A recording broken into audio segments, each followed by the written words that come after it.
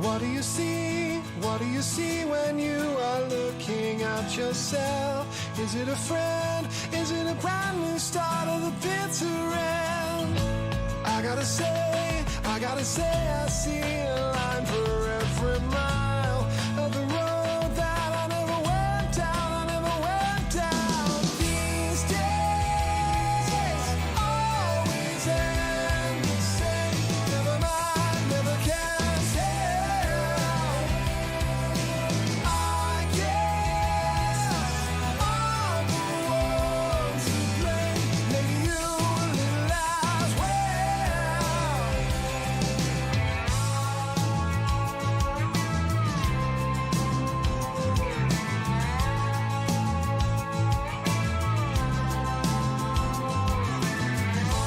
Are you afraid? Are you afraid of what it means to let go? I gotta say I'm still holding on, holding on. These days always end the same. Never mind, never can tell. I guess I'm the one to blame. Maybe you a little as well.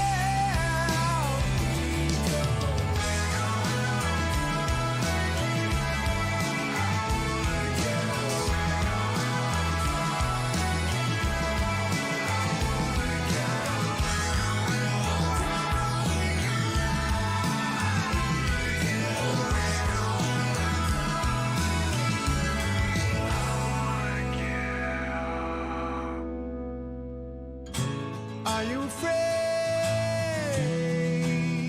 Oh, are you afraid? These days always end the same. Never mind, never can tell. I guess I'm the one to blame. Maybe you a little as well.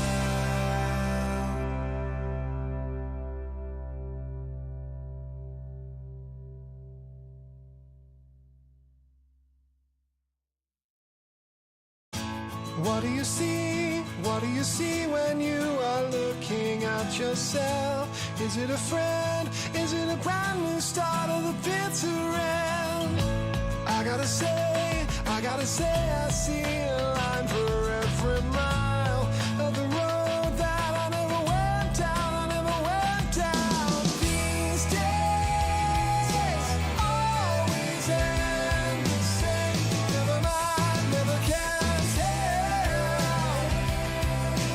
I guess I'm the one to blame. Maybe you a little as well.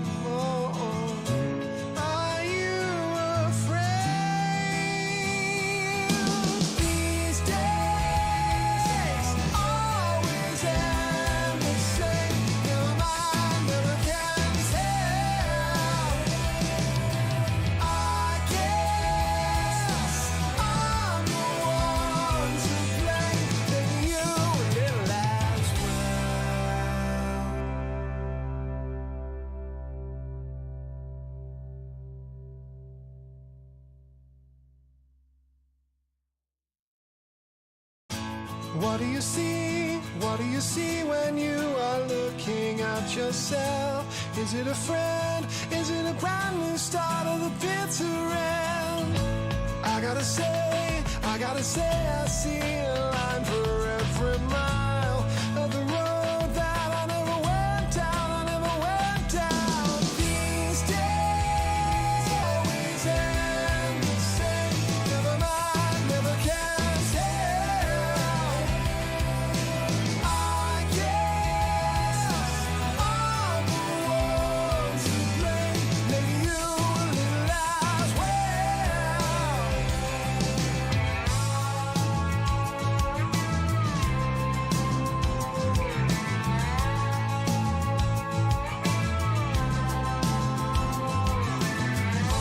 Are you afraid? Are you afraid of what it means to let go? I gotta say I'm still holding on, holding on. These days always end the same. Never mind, never can tell. I guess I'm the one to blame. Maybe you a little as well.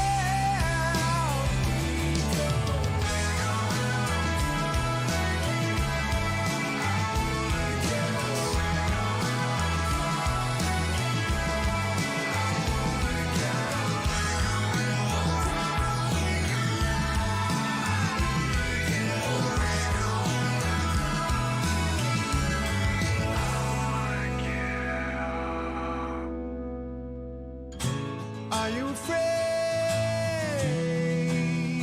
Oh, are you afraid? These days always end the same. Never mind, never can tell. I guess I'm the one to blame. Maybe you a little as well.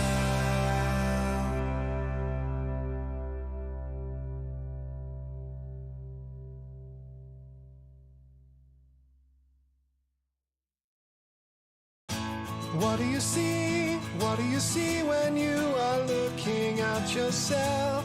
Is it a friend? Is it a brand new start of the bitter end?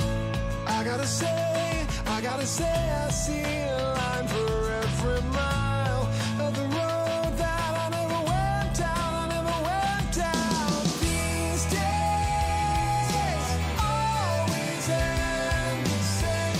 Never mind, never can tell. I guess I'm the one to blame. Maybe you a little as well.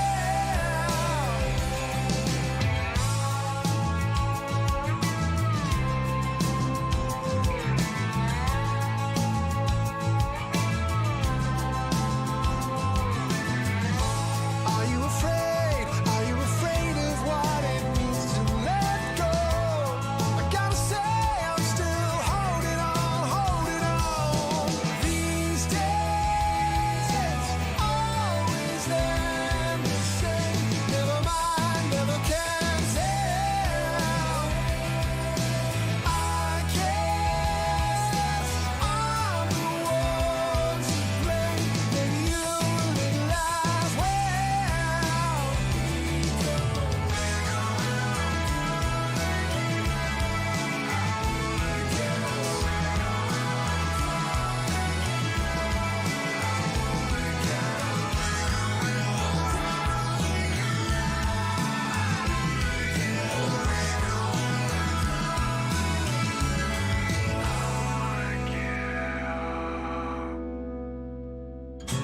Are you afraid? Oh, are you afraid? These days always end the same. Never mind, never can tell. I guess I'm the one to blame. Maybe you a little as well.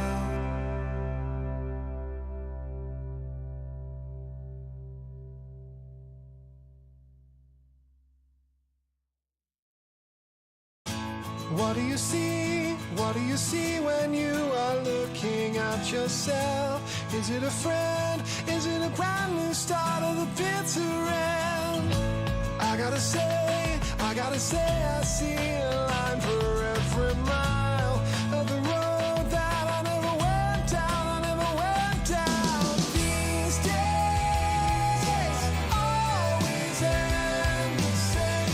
Never mind, never can tell.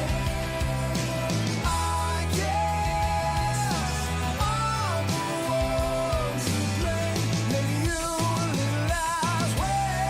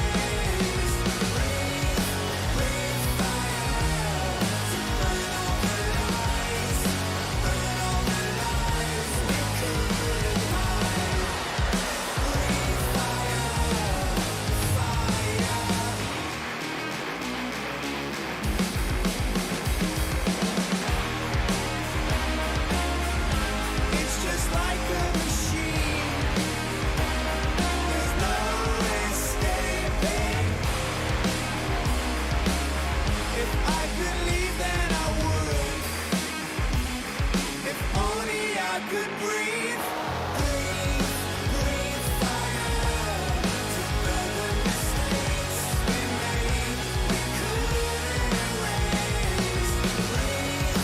Breathe, breathe fire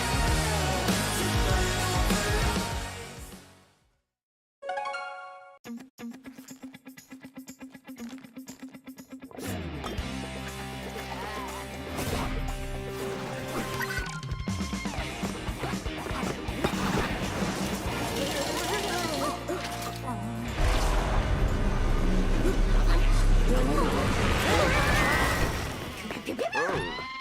the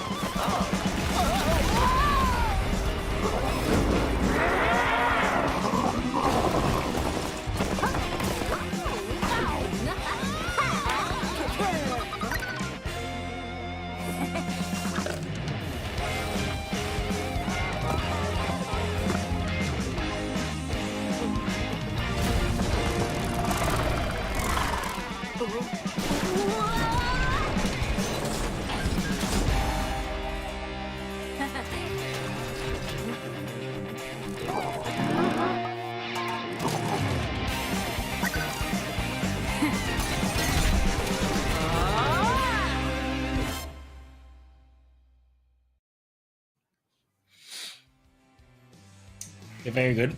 Excuse me. A very good morning, ladies and gents, boys and girls. Welcome to the Brawl Stars Singapore Community Rumble. It is the first cup, and we are already almost halfway through the year, Quack. 2 more days to June 15th, and it has been one heck of a year. It's been a crazy, crazy year, of course. Last year was very unexpected, but this year, everything's seemingly starting to stabilize, and that's always good to see. Now, it's an interesting month because this month we are on Hot Zone. We haven't played Hot Zone actually, even in the old cup format. So why don't you clue us in on what we might be seeing this month? Well, Hot Zone, I guess it's maybe not entirely the most competitive game mode. Sometimes it can be a little bit of a 50-50, and by that I mean you kind of have to roll the dice. Whoever reaches the hot zone first, and then they start to dominate.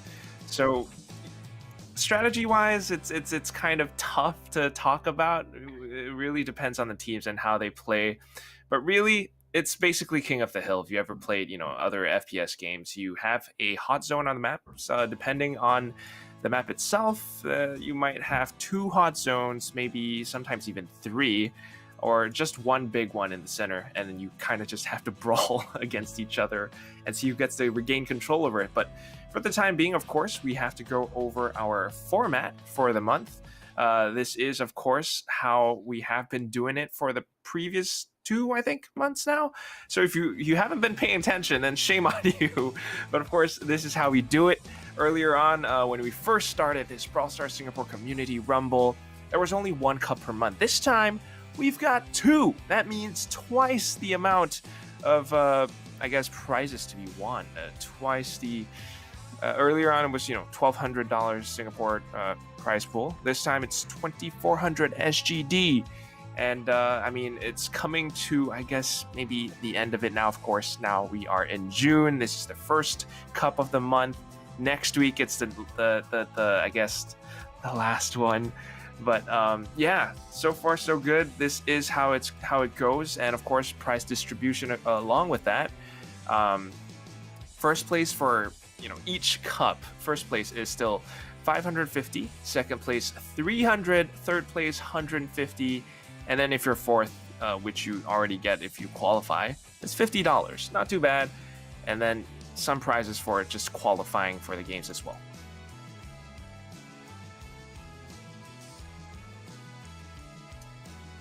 Yeah, so today, these are the brackets. We have our top 4 teams. It's going to be Team Flash versus Waffles Monster, and then Podcast versus Zigzaw.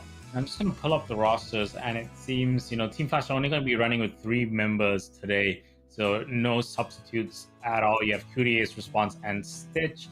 Waffles Monster, of course, you have none other than their coach, actually. No Ping. Greek is there as well. Kid Drunken, and we have Mr. Smiley Face with all the Japanese characters in his name. He might have a different nick, I think, in game. But podcast, of course, Vex is in there, Folded Cross, Kono Raz, and Orca, and then Zixer. We do have. We haven't seen them before, but they might be our underdogs for this month. So Prime, Ryuku, Hyper, RTD Hyper, and Myth. So starts out with the upper bracket round 1, then we go into the upper bracket round 2, followed by the lower bracket round 1, jump into the lower bracket final, and then the grand final, of course. So that's what's going to be happening throughout the whole day. What are these guys playing for? Of course, they're playing for that prize pool. So how this format works is you take part in the qualifier on Saturday, and the top 4 teams then go into the grand finals on Sunday, which is broadcast and casted. Top team on Saturday wins $100, second team wins $50, and then third and fourth only get the qualification to today. And then today they're vying for 550, 350, 100, and I think 550, 300, 150, and 50. So that's what they are vying for. So potentially, if you win, if you come in top place and you win the grand final as well, your team walks away with about $700 split amongst 3 people. Not too shabby. And there are 2 such cups every month. In this series, I don't know whether this month is the last so far. I haven't heard about whether there's a continuation. Potentially there is. But I do know at least there is the ESL Mobile Open. So if you don't have this to take part in, you can always take part in the ESL Mobile Open, which also has Brawl Stars. And in that, you're not just playing against the top in Singapore, you're playing against the top in the region. So some of the Japanese teams out there have been pretty interesting to watch as well. So plenty of action for you, regardless of your skill level. Main thing is do join the Brawl Stars Singapore community Discord, where you can meet up with like-minded players. You can discuss strategies, even form some teams or pick up groups, get some scrimmages going. That is always up for open invitation if you ever want to join that. Of course. I mean, first of all, join the Discord. Also, like and subscribe, smash that like button, hit the notification bell, what have you. Like the Facebook page, really. I mean, if you're paying attention, if you want to get up to date with whatever's going on with ESL Asia, especially, I mean, because they don't just do Brawl Stars, there are all these other games, but of course, Brawl Stars is what you want to be aware of, and ESL Asia, they would have even more Brawl Stars tournaments, not just the Singapore Community Rumble, but like Phil was saying earlier on, the co-caster above me, Death Adder, aka Phil, it kind of has been a little bit of a crazy year. I did not realize that June the 15th is the true halfway mark of each year, but yeah, I guess things are starting to stabilize a bit, but still, please stay vigilant. We're kind of, at least if you're Singaporean, I assume if you're watching this, you're probably from Singapore. Please stay safe, guys. It is kind of like the phase 3 heightened alert stuff.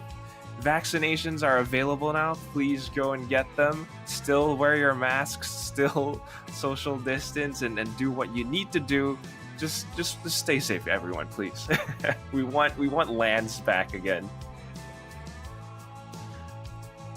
Yeah, so just waiting for the folks to get into the lobby and ready up.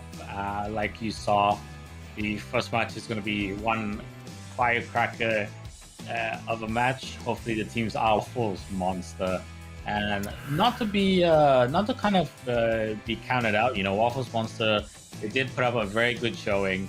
Their lineup is not too bad in terms of who's in it and their kind of skill levels. Flash is also a bit of a remember, it's not the old Flash, because you did have 1 or 2 members, I think, going into NS and Scythe, to university as well. Yeah, Scythe. So it's not the full old kind of lineup that they had, but still not to be slouched at as well. Yeah. We did have a discussion earlier whether we are kind of foreseeing a whitewash, but I don't think that's the case. The Waffles wants to. I think they should be able to put up a pretty good fight, and who knows, they might be able to catch Team Flash napping early on in the day. I certainly do kind of hope that's the case. you catch Team Flash asleep at the wheel, so you run them over or something. But I mean, it's Hot Zone, so you don't see this too often, which is why it's going to be interesting. Even if it is Team Flash, even if it's going to be a whitewash, at the very least, I think you pick up some things here or there. But aside from that, I mean, yeah, let's jump into the nitty gritty, the stuff about the game. Since we played, I mean, the last time we casted, they have come up with a couple new updates here and there. A little bit of news as well, unfortunately, for our Singaporean community in Brawl Stars. At least this is what I saw on social media. The Biro Resonance guys have kind of disbanded. They just aren't playing together as much anymore. And, still, they're not to be missed because they are still in this tournament in Waffles Monster and podcasts, just under different teams, I suppose. I think they're still sporting that Biro tag, but yeah, I don't know. We'll have to see. But aside from that, game-wise, there is a new brawler, and it's okay. I don't know if I should call it a he or a she. But I'm talking about Squeak. If anyone's watching this and you are a Brawl Stars expert, you already know what I'm about to say. This is a mythic brawler that is pretty darn strong. I don't know if you've tried him out yet, Phil. Maybe take a look at the Brawlify website. At least that's what I'm doing right now. I hear this a lot, especially watching the videos on YouTube. They all say that Squeak is super OP. Lore-wise, it's Colonel Ruff's accidental creation. It's kind of like this slime monster, a blob of goo. But really, what he's good at is the fact that, in my opinion, he's kind of this hybrid between a sharpshooter or a thrower. In the sense that Squeak kind of reminds me of Spike. The way you don't really throw your projectiles in an arc. It's kind of this straight line. But the difference is, while Spike's bombs just explode and then they spread out in spikes that expand and whatever, Squeak's bombs stick to surfaces. They stick to the ground. They stick to your opponents. And after a little fuse, they explode. And damage-wise, quite average, but a lot of CC. Your super can stun, and I guess no one's playing Squeak for the time being. We have 2 Franks, and this is kind of how you want to do it. Large health, you get to stay alive and command the Hot Zone for a little while longer. Response is doing such a great job at doing that for now, but he immediately gets taken out by Kid Drunken. And here we go, I think either that's Hiroshi or someone else, the Japanese guy. He's controlling the left Hot Zone. Meanwhile, Milpink is trying to secure the one on the right. At least what they want to do for this map, split. It's split down the middle, so the reason why they have 2 Franks is to blow those walls apart, which means a lot easier, a lot more lines of sight, and Team Flash already controlling 1. The other one on the left has been captured by Waffles Monster as well, though, so this could go either way, I think. Yeah, it's interesting to see that we do have those Franks. We might see a couple of other change-ups later on in the game, but now Team Flash at the moment, they do have control more or less of two circles, 2 Hot Zones, and they should take this first round pretty soon. And there we go, Booty Ace ranking up very, very quickly on that left side and is able to hold it down. The Franks early on, like you said, very important to take down those obstacles. To allow you to have access to both circles and not have to go all the way around each of the walls. And they did their jobs, but towards the end, you could see towards the mid game, latter end of the round, they didn't really do that much. The majority to the damage dealers to kind of secure and lock out the game at the end. Yeah, I mean, I guess the main thing is it's really going to be about how you kind of maintain control early on, get that early lead, and after that, I think it's all like CQB more or less, right? You don't really have room for sharpshooters, so we might potentially see, I think Rosa maybe later on. Oh my but, god! We'll see how it goes. You know, you just have to say it. Not a lot of potential for sharpshooters, and then Team Flash goes ahead and does something completely unthinkable. 3 sharpshooters. And somehow they actually make it work. I mean, they already have 40% on the board now at this point. Kid Drunken, I mean, he is playing Tick, so what he wants to do is to hide behind, make use of the obstacles, zone them out, use the Tick mines, and keep them at bay. But at this range, Stitch can just take him down point blank, and that is exactly what happened. Coutier's now back to controlling the right side, but this is very crucial because the Japanese guy, he needs to do his thing as M's to keep Waffles Monster, Team Flash zoned out. Use your perfume spritzes and keep them at an arm's length, but every time he tries that, he pushes forward, comes in the range, and Team Flash just take him out. So now it's up to No Pink and Kid Drunken. They come back in, but can they actually hold their ground? Yeah, I mean, they're going for they went for the sharpshooter lineup, but they are hitting their shots early on. It went to a pretty good and strong commanding lead, but right now, it just seems the Waffle Monster have gotten a second kind of win behind their sails, and they should wrap up the second round and take it. Yeah, I mean, the scores aren't like huge. There isn't like a huge score differential, but towards the end, Waffles wants to just able to organize themselves and get back into the game. So Flash, early dominance, but just couldn't hold on once Waffles Monster had a bit of time to kind of reorganize themselves and get their strategy back on track. So we're going to the third round. It is going to be a tiebreak round in this best of 3. I think the upper bracket round 1 is a best of 3. The upper bracket round, and then after that onwards is the best of 5. If I'm not wrong. Yes, you are right. You are absolutely right. Only so upper bracket round 1 is best of 3. Yeah. So whoever picks up this round will take up the first map in this best of 3. And remember, it is of course the first 2 map wins. So best of 3, best of 3. Each map is 3 rounds. So we're gonna go to the tie break in this first map. And yeah, I mean, I think hot zone, hotspot. Yeah, hot zone it's a very creative kind of game mode, right? Like, we did see early on, it's very important to take out the obstacles in the middle, but you don't. It's not a huge issue. Frank able to take him out. Brock can do it as well. If you have a Colt, he's able to drop the obstacles pretty quickly. So not a huge problem.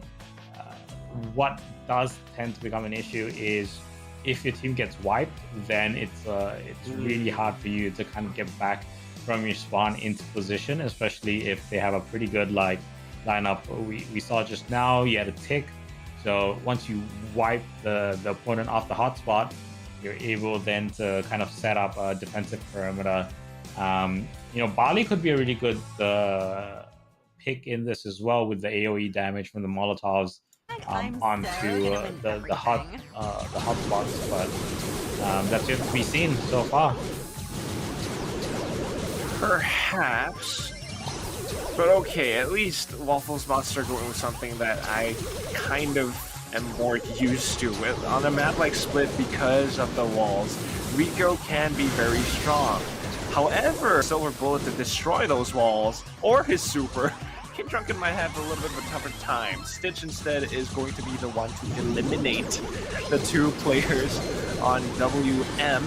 And just like that, I mean, Team Flash already very much so in control. 70% on the board for these boys, and Waffles Monster are struggling to find some semblance of control. Kid Drunken actually managing to take Courtier's out. Will be able to go back in towards the right hot zone and get some control over it, but here we go. They spawn back in, and Japan Man is going to take Courtier's out, but immediately Stitch is going to try to find a trade. Actually, it's going to be a bit of a wipe for Waffles Monster, but look at this, 94%. It's so crucial that Waffles does not die at all, because if they do, it's going to be Team Flash all the way. A lot of damage from that Amber, but the problem for Stitch is he doesn't have a lot of health and he goes down pretty quickly. Oh my god. At the moment, Waffles Monster doing a really good job, and they will pick up the first map 2-1 here on Split. But again, you know, off to a dominant start, Team Flash able to get the early picks, able to get the early caps, 94%, like you said, just a couple more seconds, they would have taken it. But just more patience, better kind of, I wouldn't say better lineup, but better strategy overall once you get into the defensive mode for Waffles Monster. So they're able to get back into the game towards the middle and latter stages of the map, of the game itself, and then able to close it out pretty comfortably towards the end, you know, once they got that team wipe, and then are able to set up that defense. Just seems that Team Flash couldn't kind of adjust to that, and unfortunately Stitch did his best, did a lot of damage with that Amber, but just not enough sustain on him at all. Basically the whole team didn't have sustain, right? Both sides you saw weren't running any healers also, so that's kind of an interesting point to take note of. As well, we didn't see any PAMs, no 8-bits as well, so no damage modulators, you know, no damage boosters as well, no modulators, so no sustain at all, no boost also. So that's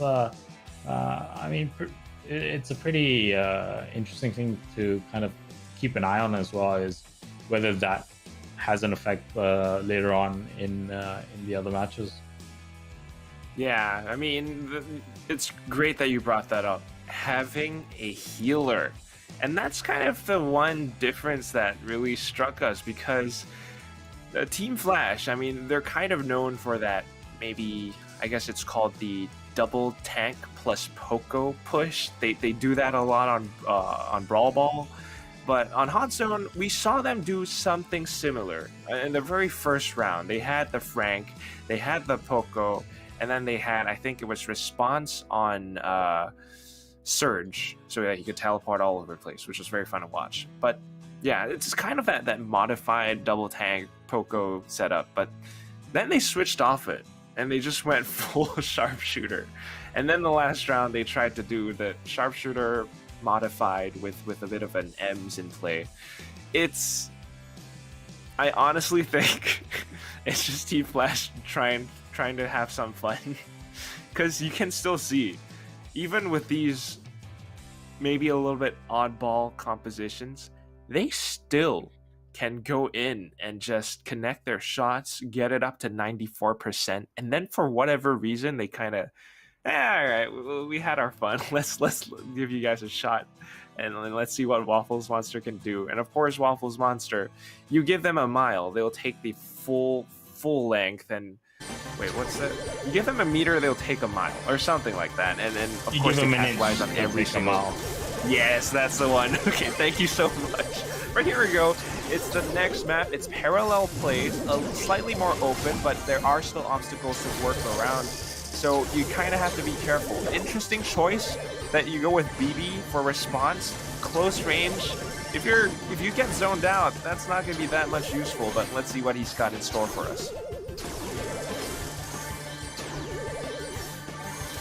So they both have one hot zone / hotspot, depending on what you want to call it at the moment. But now Team Flash going in for a push down on that upper zone, and Waffles Monster will be able to drop Response finally towards the end. Do have Colonel Ruck giving a bit of a boost to Mr. Smiley Face. Kid Drunken now pushing in with him and Response is just gonna kind of bunker down on that backside. Backstab from Stitch all the way to the top, trying to ninja some points, and he's gonna be able to do so. And now they're just trying to clean up. Oh my God. Trying to clean out their opponents at the moment. So no capping happening. Finally they do. They'll take out No King. Smiley Face goes down as well. And so that's going to be a kind of dominant position for them on that top hot zone. Smiley on the back will drop Stitch at the corner, but not before he gets a turret up. Ooh. And No King going to drop the care package down. We'll be able to finally clear out the zone that's nearest to them. And again, Team Flash on 94%. Now they're making the final push here. The Cootie Ace will be dropped. So Waffles wants to... I'm not sure why nobody is going for that bottom zone, but again, like you said, I think maybe Team Flash just having a bit of a laugh, right? They know that they're probably going to take this, and they very well do. So, kind of just playing with their food and enjoying that those moments that they have, so the game isn't over too quick. Flash, again, coming through, will pick up that round. They'll pick up the first map, and that'll bring it to 1-0 on the scoreboard. We now then go to none other. It's still parallel. I think one more round, right? Because that was only the first win. Oh, sorry, we did switch maps. I thought I thought we were on film split, but no. You are absolutely correct. Parallel plays a bit more of a tricky map, and I think, like you said, it's very much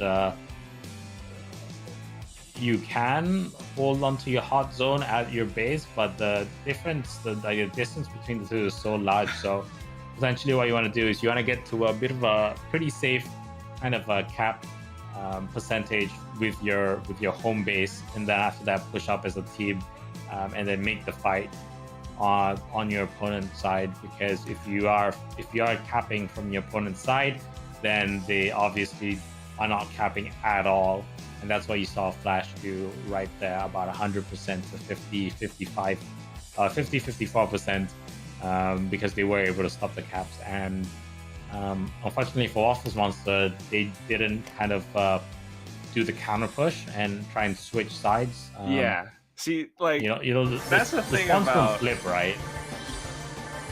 That's the thing about Hot Zone, though. It's the plays are kind of largely influenced by the map's layout on Split. Either you play around the wall or you destroy the wall completely. On a map like Parallel Plays, with the way the hot zones are placed, one is closer towards your spawn, the other one is closer towards your opponent's spawn, you really need to go in very fast to get control, and that's exactly what Response was trying to do as BB. Once you get your percentage up to about 97, your opponents have no choice. They cannot do anything, and that's why Waffles Monster was not going in for any counterplay whatsoever. Anytime they tried to do that, if they go all three members on towards, even one member on towards the Team Flash hot zone, Team Flash only needs one person to step on Waffles Monster's hot zone for like 1 or 2 more seconds. 97 would go into 100 in the blink of an eye. And that is the thing about hot zone. Very difficult. Control is so important. And that is exactly what Japan Man's trying to do with Gene right now. Trying to play it safe. Trying to defend his best ability. But Team Flash, too darn strong. All three members already going for that one spot. And they are doing such a great job. No Pink, unable to even connect his shots. The rest of them, they respawn, but can they even reach Team Flash? That's the question. That one Z block over by the top of the hot zone makes it so tough for them to reach Team Flash. And right now it's already up to 90%. This game is as good as gone. It's just a matter of time. And Team Flash are riding this victory all the way. 2-0. And they pick up map number 2. It seems so easy, right? I mean, maybe Split was a lot. They were pretty close on Split as well, so I don't know whether there was a throw, but obviously now with harder maps like parallel plays where the hot zones are not so closely together, and it becomes more about whether you can maintain the pressure. It seems to fall into kind of the wheelhouse of Team Flash with the aggression, with the greater kind of individual strength of each of the players.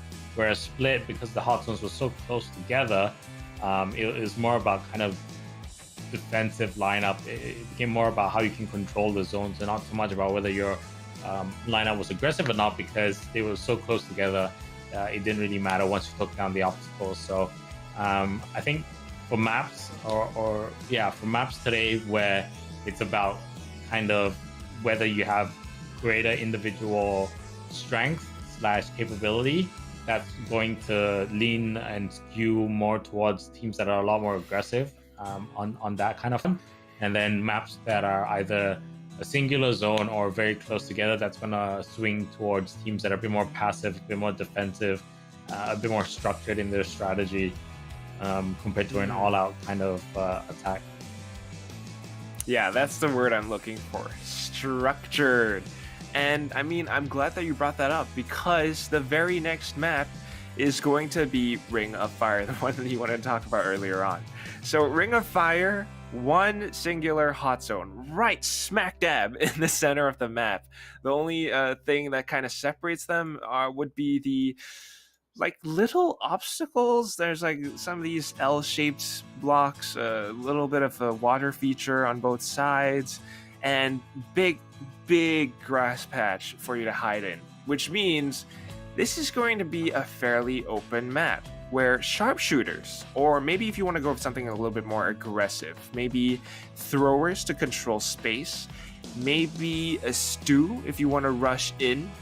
But either way, this is going to be a map that I think structured teams, if you know how to play it safe, if you know how to wipe out your opponents, you'll be able to gain control pretty quickly. See, it's not so much about speed. You can touch the hot zone first, but if you die, that's pretty much it. Pretty astute observation. I will agree. So yeah, this is the first map that we've seen today, which is one singular hot zone. Could go either way, to be honest. Good point and good observation about the grass patches. So you could actually hide. You could have. I don't see a Nani being used, but that potentially is something where maybe you do keep them at the back and then somehow use the super in that sense. Piper actually would be a pretty good choice here as well, because it is open in the middle and the water features and the obstacles make it so that you don't have too much lateral movement. So it seems open, but in terms of movement, it kind of is more of a choke point. So you do have these kind of areas where having a sharpshooter like Piper, it could actually be pretty easy to use. Spike also, not Spike, sorry. What am I thinking of? Sprout, sorry, not Spike. Sprout might be a good one to use here as well, because you can create your own choke points with the super. Once you get that up, photosynthesis, of course, always a good kind of ability to have on your side as well, to kind of sustain / keep that shield up. So lots of possibilities, and I think that's one of the beauties of Brawl Stars is you do have the meta, but when you play certain game modes, you can throw the law book out of the window, because so many unconventional ways / picks can be made. I mean, yeah, of course. You only have to fill out 3 brawler slots, and there are so many brawlers available. But of course, this is going to be Team Flash trying to make these sharpshooters work again. But I think this time, the fact that they have Lou, response, this is going to be a pretty useful tool. I mean, first of all, he just straight up stunned the Carl player, and there he goes. He's gone. Takes no pink out, and of course, the super freeze right up in the center, controlling it to the max. If you try to step on, you're either going to get slowed or you're going to get stunned, and that is not what you want to have. And just like that, builds it up a second time, deploys it again. Waffles Monster have no choice. They are relegated to the back right now. They try to push up front, but Carl's just going to get taken out. So, excuse me. Pretty interesting, like you said, very interesting choice from Response, and I think the slow is going to be a really good ability to have here, because you can see already, like, Smiley Face trying to come in, but because that super is up there, he will get frozen, and super dominant lead right now, Team Flash, 96 to 9%, and that's going to be it. First round's going to be over so quickly. But it's attacks, again, like the slow attacks, every time you hit your opponent, the freeze timer increases. Once you get enough hits, they get frozen, they get stunned, and that just lines them up for the sharpshooters that Flash had. The super as well slows it. Excuse me. Body just Bless you. kind of not working this morning. But yeah, the super as well slows anything that's coming in. So again, benefits any sharpshooter that is lining them up. They also can't stay in the blizzard as well, because then they get frozen. They get stunned also. So actually a really clever pick from Response on that round. Yeah, I mean, you said it all. That's the thing. Team Flash are pretty darn surprising. I mean, when they want to bring it, they will bring it. And when they decide to win, and I say decide because sometimes they seem like they're just having a little bit of fun, they go non-stop. I mean, you saw it. Waffles Monster couldn't even get... I think they didn't even manage to bring it into double digits. The highest they got was like, what, 7-ish%? Which is kind of sad. But yeah, that's the thing. The thing about this Brawler composition is that not only do you have the Lu, which huge AoE, crowd control, you stun, you slow, everything, they cannot touch the point. You have a plan B, and that's Cootie Ace. On Bell, he has the gadget Nest Egg where he places traps, and I think we saw him doing that earlier on. This time he hasn't done it yet, but when he does, it's basically a plan B. If the Lu super doesn't happen, the traps will be there in place, and if Waffles Monster walk into them, it's kind of like that, you know, if you play League, Teemo, Mushrooms, you step on them and you take damage. It's very annoying. And of course, we have Stitch, who is bringing some form of sustain. But let's see if Waffles Monster can actually break this composition apart, because so far, the teleports from Japan Man, it's kind of working out. He goes in, he takes Stitch out, and No Pick is going to push forward. A couple of traps placed in the center now, but still, you want to keep your eyes on Japan Man, right? He's teleporting, he's upgrading himself, and he's dishing out the damage, trying to connect onto Stitch right now, but Cootie Ace and the rest of the team already pushing up forward, and there's the super. It's going to be tough for Waffles Monster to push back in unless they can take Stitch out, but no! Stitch stays alive. Yeah, so he does, and again, Flash just really, Stitch just going around being a super annoying thorn in the side of Waffles Monster, while you do have Response just holding down that middle section together with his teammates, his sharpshooter there, and they just can't break through. Like, they can't go to the left, they can't go to the right, can't go down the middle, just could not get an entrance at all. And that spells the end of that third map. So Flash taking Ring of Fire and Magnetic Field pretty easily, and Waffles Monster only able to kind of put up a big fight on Split. And that's all she wrote, right? That's 2-1 to Flash. So we'll come into the next game after a short break, and that's going to be between none other than Podcast and Zigzor. So grab a cup of water, if you just woke up, grab a coffee or some orange juice, depending on what you fancy, and we'll be back with the next game in a few short minutes.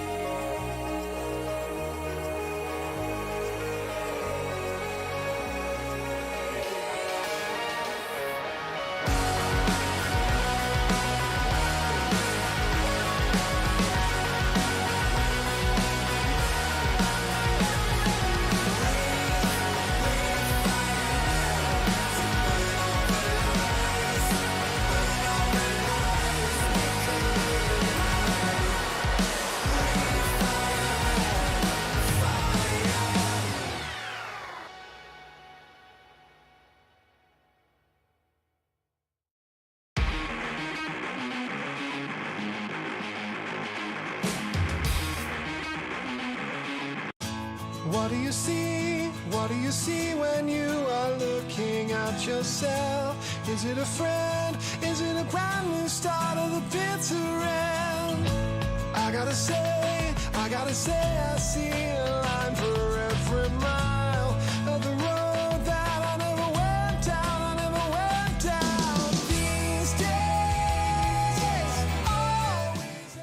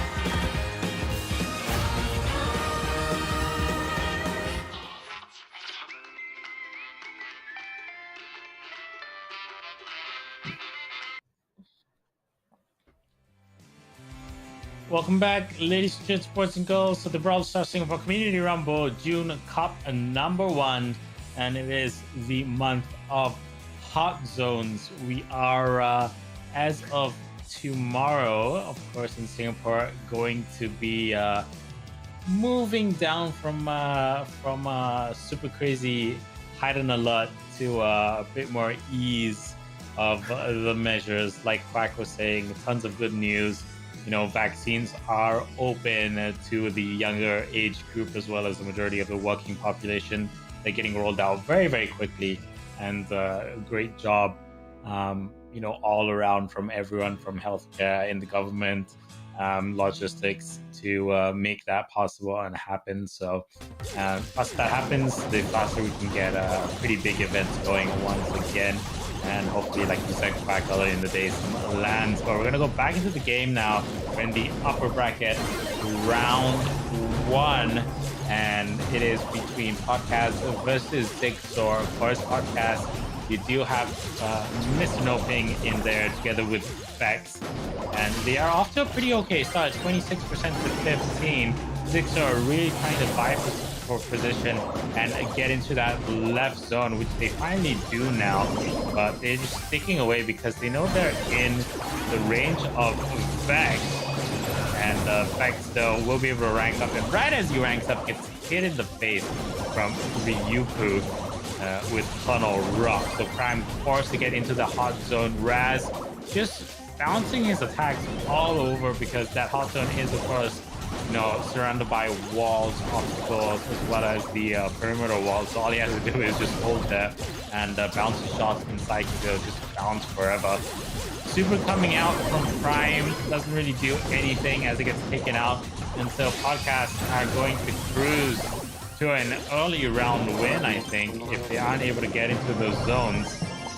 And that's 100-43, so a bit confusing because it seemed like Zigzor had a pretty good control of the zones, had a very good lineup, had a pretty interesting setup, a very good lead, but for some reason they're just super hesitant to stay in the caps, and at the end of the day, that led to their downfall. So slow and steady kind of work from Podcast to overtake Zigzor, but a perplexing loss, I have to say. Yeah, I think keyword said by you back there was hesitant. That's exactly how Zigzor was playing it, and I think partially due in fact to, I mean, their compositions were fairly similar, you know.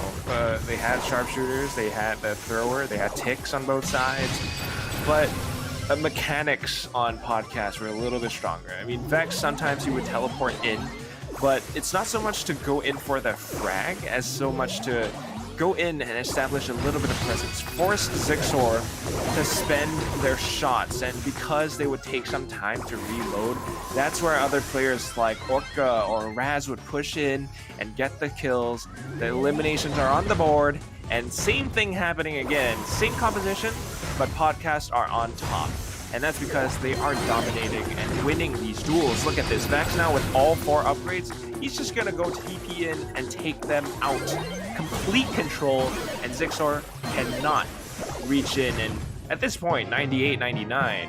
Even if Podcasts were wiped out, they just need to go back in and touch the hot zone for 1 more second. So I think you know it. We know it. It's game over. Zigzor, they lose map number 1. But that's the thing. It's only Split. Split is one of those crazy, just darn difficult maps on Hot Zone. But we're moving forward into parallel plays, and let's see how that one plays out. Yeah, I don't know why they were so scared, to be honest, for Zigzor. Like, they're doing pretty okay. I didn't see any like huge issues with their picks. They would work if they had a bit more confidence, but I think that's the thing, right? Maybe newer lineup, maybe lack of experience in a competitive setting, but yeah, you just can't hesitate, especially on a game mode like this. But I think it's time for shout outs. So let's see who we have on stream. We have Ianang, SJBS is here, Jason as well, Muller Zengling, Raz Bear is here, Not Son, Roy, Greek as well. Testes, Mbone, Immunity, Legend, Linguini, and of course Angelin as well. So big shout out to them. Big shout out to Jobert Yu, Hallmark in Philippine Esports. That is, he's watching the Facebook stream, it seems, and Charles Jones, Harvey Bellin. So big shout out to everyone there. Watching in, tuning in. Do like, share, subscribe the streams, because if we do get these numbers up, then it's a good kind of metric for Supercell and ESL Asia to know that there are people supporting the game and are interested in tuning into the content, which means ultimately at the end of the day, more events, more events, more support, and bigger prize pools of course. Of course, and that's what we want to have. So if you really want, truly want to support the Brawl Stars Singapore community, Rumble scene, or just Brawl Stars in general, go ahead, share the stream, like, subscribe, join the Discord, and make a lot of noise in the comments. That's what I want to see. I want to see people just absolutely harassing me or something. Say that I'm a bad caster. But anyway, it's going to be podcast versus Zigzor, and both teams are just kind of playing it safe, right? Staying on their own sides of the map. But if you take a look at Podcast's brawler composition, it's slightly more aggressive, and that is Raz doing his thing as Max. If he is going to keep this up, running all over the place, using the speed boost to that effect, Zigzor are going to have a tough time connecting their shots. In fact, they're just trying to play around their one hot zone right now, using that little wall for cover. Prime trying to stay alive, but all three members already pushed up front, and that means that Podcast are pretty much in control. If though at the bottom, could be a little bit of a distraction to force Gold back in to chase him out of their home. Still, kind of even game for both sides.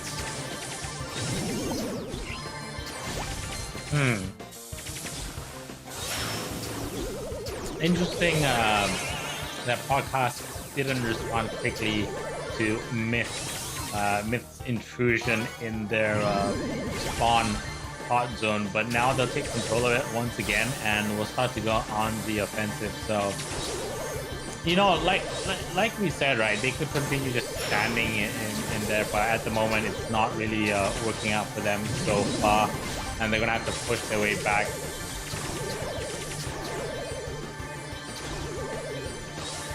See, and that's the thing. Even with an aggressive.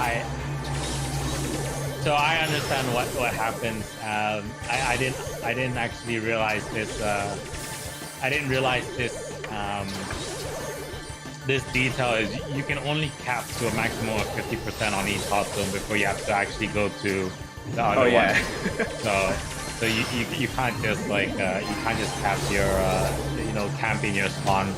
So it does. You do have to go aggressive at some point, or rather, and you can see the kind of status update / progress in the circle as it starts to complete. Well, that's right. So, of course, 50% for each, I guess, hot zone. But that's kind of what happens. So they run out of time, and I guess Zigzor this time with a little bit of a play, the Carl player pushing up. I think it was Myth pushing in towards Podcast's hot zone. They won't be able to defend. And of course, I mean, they were trying to attack, let's be fair. But that's kind of the thing about hot zone. You, at least on this map, parallel plays, when you have two hot zones on opposite ends, you kind of have to manage your resources a bit, right? You got 3 players. You can't always just, unless you're maybe, I don't know, Team Force. I'm Team Flash, sorry. And then you just push in all the way. If you have like super aggressive brawler compositions and you go with the all-in, but you don't get any control of your opponent's hot zone at the very end of the day, and then someone pushes into your spawn, you're basically losing control at that point. Yeah, you got it absolutely right, absolutely spot on.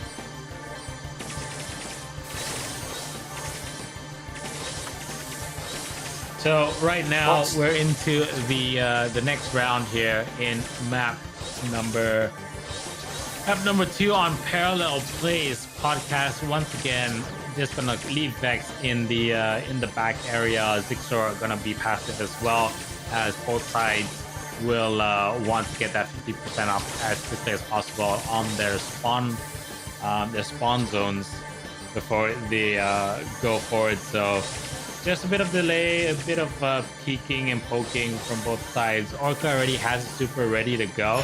So does Prime. So we might see the speed boost come in. There we go. Orca pops his, Prime pops his as well. And now it's just a question of who is going to go down first.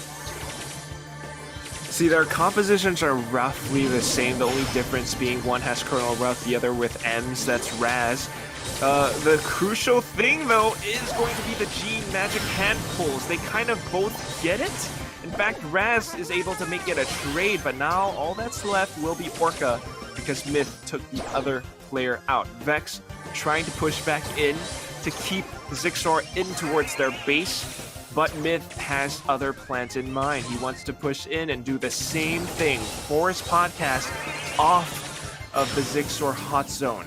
Still, though, unable to do that because Raz is zoning him out. He has no choice but to stay back at home to defend. Prime actually has the option to push up front, but if he does, keep in mind, Podcast will be able to keep their percentages up. So it's going to be a game of defense for Zixor now. Unless they can get a team wipe, I don't see them making their way out of this one, because Podcast are all alive and they are pretty much setting up camp over by the Zixor hot zone. Yeah, this is pretty crazy. The Magic Hand pulls, like you said, they are absolutely perfect from Vex right there. We did see that early entrance was just basically orchestrated by him. And that's going to be a round to Podcast, surprisingly. So we are, we're tied 1-1, if I'm not wrong. Yeah, we're tied 1-1 on the round count. And so it's going to go down to a tie break. Remember, if Podcasts pick up this round, they walk into the upper bracket final. But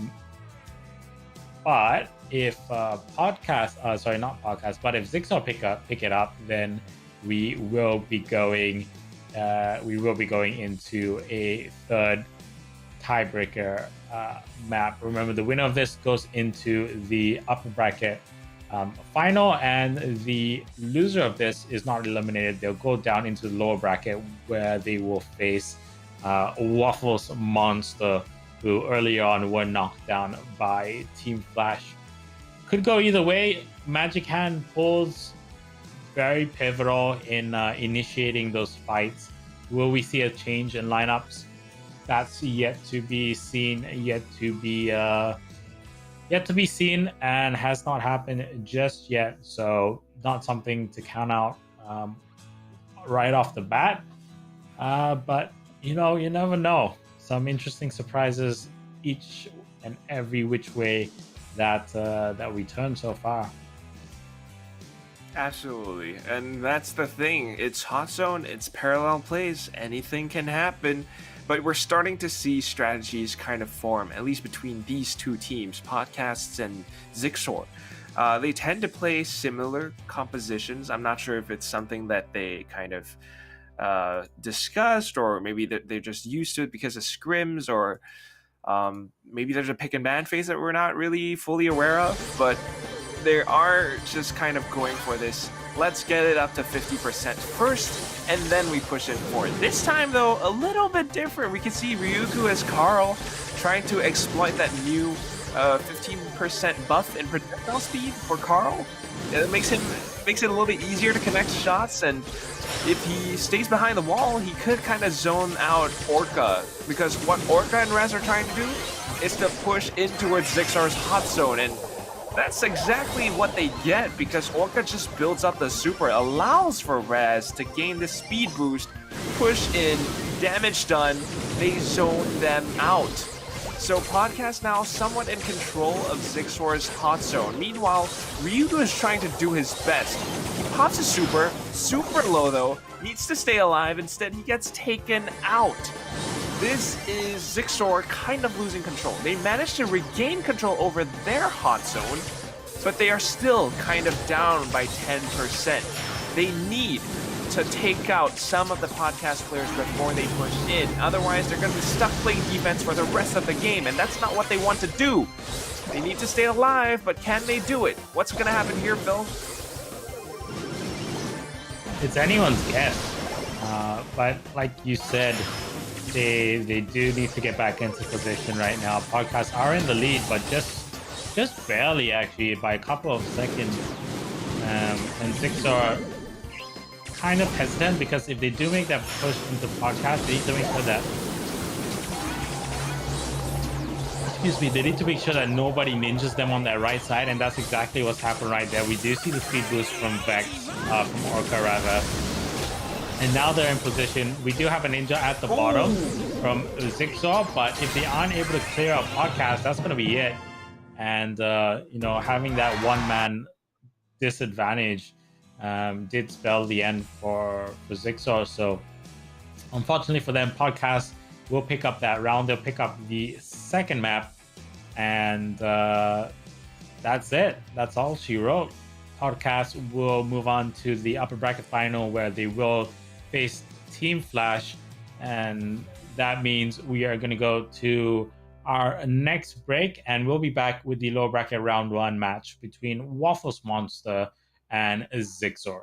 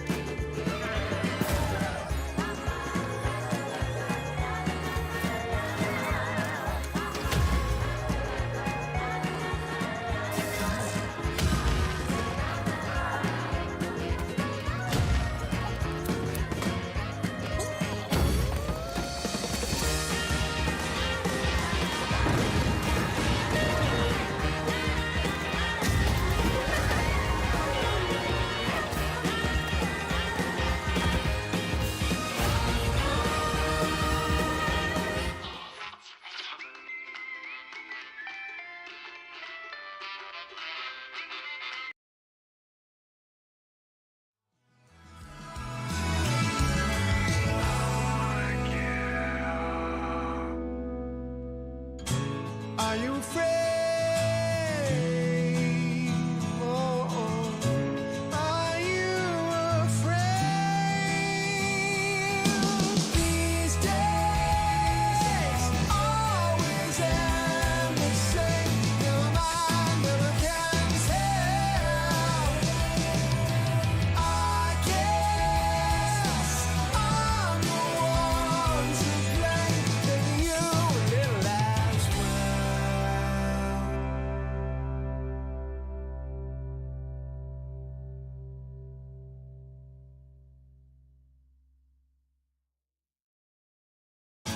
What do you see? What do you see when you are looking at yourself? Is it a friend? Is it a brand new start of the bitter end? I gotta say, I see a line for every mile of the road that I never went down. These days always end the same. Never mind, never can tell. I guess I'm the one to blame. Maybe you a little as well.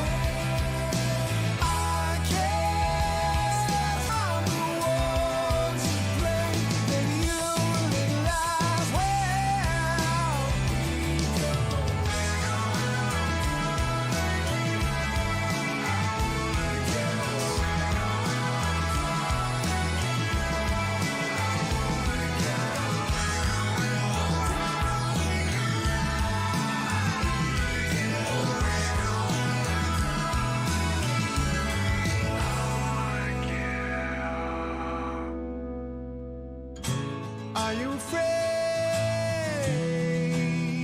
Oh, are you afraid these days?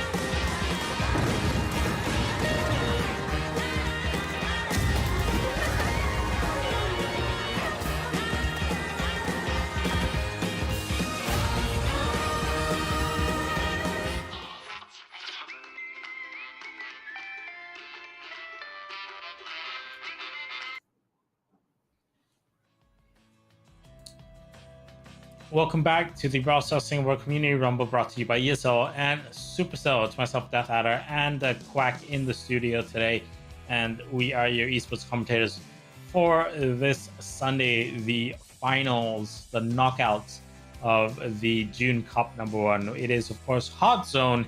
That is the game mode of the month, and we've had a couple of interesting matches so far. Now we go down to the lower bracket, which is going to be Waffles Monster versus Zixor. Zixor knocked down, of course, by none other than Team Podcast a couple minutes ago.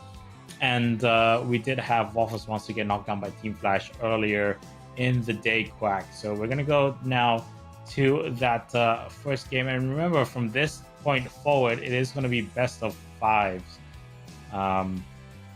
So slightly elongated series, but just give us more of a platform to kind of see whether these teams play better with a bit more leeway, a bit more of a margin for error. Maybe a little bit more, but you know, best of five, still you want to win as many rounds as possible. And looking at how these teams have been performing so far, I think we can start to kind of sort them into their own sort of categories, perhaps. I mean, of course, we have Team Flash. It's just the name itself. You know the players, Ace, Response.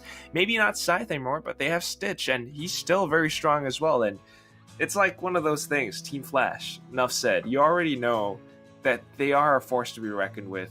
They have what it takes, and they're not here to mess around. The rest of the teams, though, a little bit more interesting, right? We got Waffles Monster, like you mentioned earlier. We have Podcast. We also have Zixor. Now, Zixor, they have the brawler compositions. You know, don't get me wrong. Their strategies are not really lacking all that much. The only thing is, sometimes, you said it earlier on, they seem a little bit hesitant, which, I don't know, maybe it's lack of experience. Maybe they're just not as confident walking into the plays, or maybe they're just trying to be extra cautious. At least that's how they strike me in the first few rounds that they played. But, you know, the rest of the teams as well, it's especially for a game mode like Hot Zone, they all seem to have these brawler compositions in mind. Maybe not the clearest strategies, but it's that very sort of default-ish structure of the holy trinity of RPGs, so to speak, right? You always have that, maybe it's not the tank, DPS, healer sort of thing, but a little bit more of, maybe you have like a thief, someone who's fast, someone who plays max. Maybe you have a ranger, someone who plays something like a tick, or maybe an EMS, or something like a mage to play ranged DPS and keep your opponents at bay. And then you have your support players to kind of just either control space, provide some form of utility, or your classic Poco, we go in and heal and keep everyone alive. And That's what we've seen so far. What's more interesting is how they move forward, how they're going to clash against each other, because in my opinion, teams like Waffles Monster and Podcast are roughly similar. They're almost at the same stage. The way that they play, it just comes down to whoever comes up with the advantage first, right? Whoever takes the first few picks, they go map control, they win it, and then it's pretty much going to dictate the flow for the rest of the game.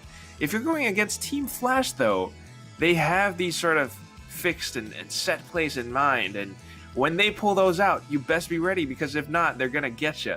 Zixor, I hope they step up, because for now, they seem to be struggling a bit. If they feel more confident, I can definitely see them taking more rounds off the board, but that's what we've got so far. I mean, that's kind of the weather forecast. What about you? What do you think? What are you seeing on the horizon? It seems to be a matter of, if you're confident with your dueling abilities, then you see a very aggressive sharpshooter lineup. Not so much thought brought into kind of how do you defend once you get control of those modes. But if you're not super aggressive, then you start to see a bit more of defensive kind of choice. So whether that's kind of rough, tick, M's, that's what we're seeing. But the problem with these offensive lineups is if you aren't able to get into position, then that's it, right? Like you can't do anything if you don't get into position. Then you can't put up your defensive mode, and if you can't put that up, then your lineup basically is kind of nullified and neutralized from that kind of from that point of view. I don't know if that's the right word to use. So useful lineup, but if you can't execute it, then it becomes a useless lineup. I would agree. That you have a point. I mean, it's a little bit scary, but it really has some backing to it, because it's true. You have a brawler, you have these lineups, but if they don't work, if you don't somehow pull it together to connect your shots or to make the plays happen, it doesn't really land and it doesn't stick. It becomes useless. So unfortunate, but you know what? If you draw your attention to what's going on in the YouTube streams chat, it's a lovely conversation between the players, but of course, I think Luke Nat is unfortunately getting roasted by us, so apologies in advance, but that's kind of what happens. It really is interesting, though. Some of them are discussing, I guess, the gadgets, not the Brawl Star Brawler gadgets, but like actual iPads and how the refresh rate affects their gameplay. Some of them are discussing that, Orca is actually either a really lousy player or the most mechanically gifted player from podcasts. So I think we have a lot to see today, right? It's Hot Zone. It's kind of crazy, but the teams really have what it takes, and this is why they qualified in the first place. So here we go. Waffles Monster versus Zixor, and we are back into it. The map is going to be Triumvirate with 3 hot zones to work with. This is going to be tough. We already have all 3 brawlers going up against each of these individual hot zones, but it looks like Waffles Monster actually wants to double team the one at the very top. Kind of baited into it though, allows for Prime to take both of them out, and this gives Zixor a very strong start. 50, already 60% basically. Yeah, so they've already secured that, and now they just have to go on the offensive. The interesting thing for this map is, of course, you do have those obstacles, but you also have the special feature where you can launch yourself forward and go over the top directly to the hot zone on that jump pad. And that's exactly what they've done here. No ping though with the backstab, trying to drop Prime, but Prime would be able to get the better of him before he goes down. So already in that hot zone at the bottom, Zixor with the final push. And that's going to bring it a 91% to 47. And I think Waffles Monster do know that this first round is gone. They've lost control of that hot zone. And definitely, you know, it's going to be a very, very hard ask of them to get back into it. So Zixor pick up the first round pretty easily. Yeah, maybe a little bit of a, I hate to say it, but miscalculated push from two of the players from Waffles Monster. They saw the opening, I think, because that's the thing about Brawl Stars, right? It's not like playing, I guess, League of Legends or some other MOBA where you get to control the camera and extend so that you can see the rest of the map. Whatever you see is basically what you get, what's centered around your brawler, around your point of view. So you don't really get to see the full map. If someone's hiding in a bush or hiding all the way at the top somewhere, you don't really know. And you think it's clear, so you push up front, you want to get it, but it leaves you open to players like Prime for them to jump out of the bush and then take you out completely. And that's kind of what happened to Waffles Monster at the start. But this time around, playing a little bit more safe. 3 guys, and they're all spreading out to go for their own individual hot zones. And that's where they shine. They actually take them out mechanically. And here we go. No Pink securing the one at the bottom. Folks just trying to push up front. Meanwhile, Japan Man is going to try to cause a little bit of distraction up towards the top, and it's going to be a double team back towards the center. If they take Myth out in this very junction, this is going to be huge for Waffles, but as I say that, I think Prime just respawns back in, and now they have to deal with him again. In fact, Myth is going to be the one to take No Pink out, and it's Zixor back again at it with map control for each and every hot zone. Waffles Monster trying so hard to spread, divide, and conquer, but they're not able to make it work. Yeah, and Zixor once again taking advantage of the jump pads, right? They're just coming straight down the middle and sneaking a couple of percentage points on that hot zone. So at the moment now, trying to make their way back in our Waffles Monster, but Zixor just so much coordination and some of these surprise drops. And every time they take that jump pad, they're adding 1 or 2%. So they're only 6 more kind of jumps away from taking this match, and so far right now Waffles Monster, they are getting back into it and holding their own. But the thing is, if they go and risk going for the cap, then they're leaving they're leaving an empty space at the back, and Zixor are just taking advantage of that. So 97% to 70 at the moment. Zixor just trying to sneak their way in. Speed boost from Max, that is Ryuko, and then the jump in from Prime and Myth at the opportune moment will pick that up. And Zixor will pick up the first round with a bit of a battle of attrition towards the end, but playing it very smart, very, very quickly with the speed boost from Ryuko, but then also able to use the jump pads as well to get in the reinforcements towards the end. And that's the beauty of the map Triumvirate. You got 3 hot zones, and Zixor knows how to play it. They played it safe at the start, and once they saw that they had the advantage, this is where they start feeling confident, as opposed to earlier on when they were a little bit more hesitant. Now they're confident, they're taking jump pads, they're pushing in, they take what's theirs, and of course, that is going to be the win on this map. Now, moving forward, though, it's going to be back at it again with Ring of Fire, the one with, I think we only saw this from Team Flash versus, I believe it's Waffles Monster, right? Was it Waffles Monster? Sorry, yeah, it was Waffles Monster on Ring of Fire, and this is the one with the big hot zone just right smack dab in the center, which I'm not sure.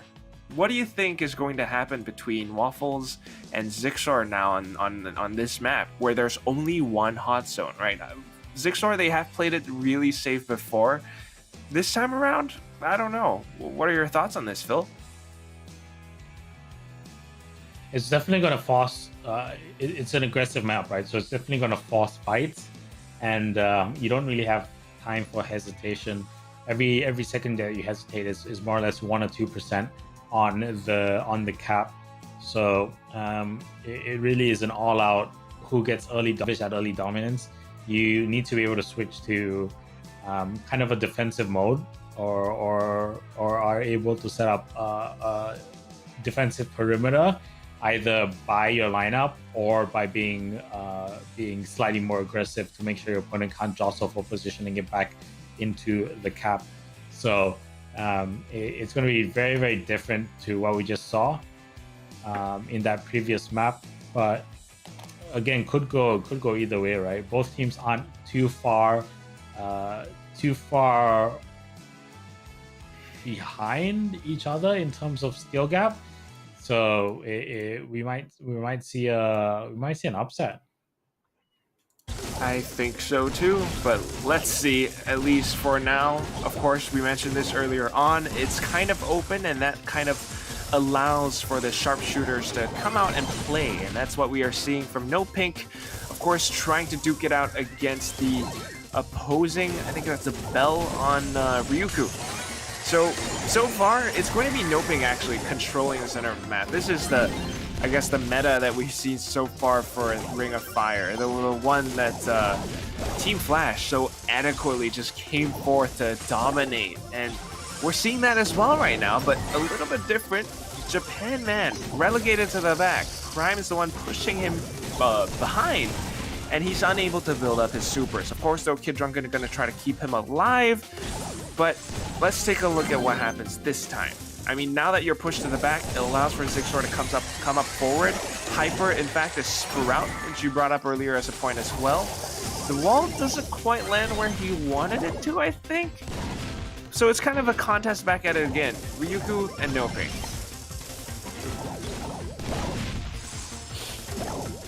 And yeah, it seems like Ryuku is doing a great job, and Smiley Face trying to really push him out of that central area with the super, and it does work to good effect. No Pink now taking over with the sharpshooting duties in the middle, but he'll get dropped by Ryuku, who is being very effective. Hyper now trying to close the gap, but I think maybe he misses his super ability right there, and that's going to zone him out from the fight. So Waffles Monster able to sneak in the win right there and pick up that round in the second half. So they're off to a good start. In this second half, in the second map, or in this first round in the second map. And if they're able to hold on to this, they should not have too much of an issue. It's just how they play with Lu. If they can maintain the good Lu plays, I think they shouldn't have any issues picking up this map. But they have to be careful of Ryuku, who's doing very, very well with the Bell. So accurate, was picking up pretty easy eliminations, and so that's the only kind of worry they have to be afraid of at the moment, I think, for Waffles Monster. Yeah, I mean that is what you will want to be careful of, but that's the thing. Ryuku might be a very strong sharpshooter, at least connecting his shots with Bell. But if we take a look at how No Pink was playing as Bell, I mean, maybe not so much connecting his shots, but he's really just maybe firing blindly to kind of use it as suppressive fire to actually push up front so that Ryuku would have no choice but to hide behind the walls. Meanwhile, No Pink goes in to seize control of the Ring of Fire, which is right there in the center. And of course, I think the most crucial ones would be the Lu players, Smiley Face or Japan Man. I mean, he's going into it, and it's so important that he keeps on getting his super. But this time, he pushes up, gets taken out, Ryuku goes back in, and that's another nest egg set up in the center. So a little bit even on both sides, but let's see if Zigzor can actually keep this up. It's a little bit different this time because they don't have a Lu. but they do have Prime on Poco and Hyper on Rico, which, you know, does allow him to clear out the bushes a lot. And if he does clear them out, he goes into them, uses them to actually come up with a flank, takes one player out. It's not too bad, but still, name of the game is control. And so far, it's Waffles Monster in the driver's seat. It's all due to Smiley Face or Japan Man because of the big area of effect, right? He doesn't even need to get the kills. He just builds up his super, deploys it right there towards the Zigzor spawn, and they cannot push in to gain any control back towards the Zigzor side. So up to 70% now, and Zigzor, I don't see a comeback coming in at all, Phil. Yeah, it's looking highly unlikely, but never say never, right? Zigzor could come out with a team wipe, and then it would be able to set up the play. But again, Ryugu, he just can't carry the whole team. He's doing his darndest, but unfortunately for them, unable to pick that up. So Waffles Monster will pick up the second map, and we will head to the third once they get back into the lobby, and that is going to be on none other than Magnetic Field. So interesting lineup, interesting layout for the map itself. A lot of not that much room for maneuverability, and so you have to be very, very careful that you don't get wiped, because if you do get wiped, it's very hard to make your way back into that central area. At least that would be that for Magnetic Field, but of course, so Immunity in the chat is saying, is the translation really Japan Man for the Lu player from Waffles? No idea. Of course, man. no, it isn't. But I had no idea how to read it. Maybe you should just call him. Is it what is it? Katakana? Hiragana? I don't know. I'm not very good at Japanese. Do you know? I mean, unless we stand corrected, he is either going to be Smiley Face or yeah. Japan Someone Man. please actually correct us. So yeah, for now we're gonna keep on calling Smiley Face of Japan Man. Someone, I don't know. I think in the past, I think Oliver will at least tell us that maybe it's Hiroshi or Namiruru or someone else that we've seen before. They're using a different name for whatever reason. It's cooler to have Japanese characters, I guess. But yeah, I have no idea who that is, dude. And I guess we'll never know. So yeah, we're happy to stand corrected, but at the moment, there's nothing that really is helping us out with that. It's okay, but I mean, at least just judging by how the game goes, it's kind of Zigzor. They're not too shabby, but sometimes, I mean, how would you describe this, right? They're fairly, I guess, even in terms of mechanical skill. None of these players are chumps. They're fairly more than capable of winning, of course. I mean, it's definitely evident. We see Zigzor playing rather dominantly on Triumvirate, the very first map that we saw. But what happened in the second map? Why did Waffles Monster win? I mean, I think it's clear because the strategy that they had, they knew how to play it. Zigzor tried the same thing though, but it didn't quite work out the first time around. And then second time, they just swapped it out completely, brought out the Rico. I mean, we thought Ryugu was fairly strong, connecting his shots, but what happened? We know Waffles Monster is good, but why are Zigzor not as good from the previous map?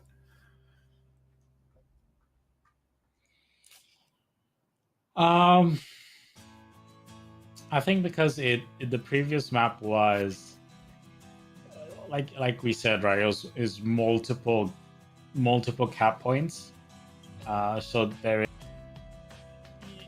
there is kind of a comeback mechanic in that sense, whereas a singular cap point, it really rewards whoever is the initial aggressor and can take control of that zone early on.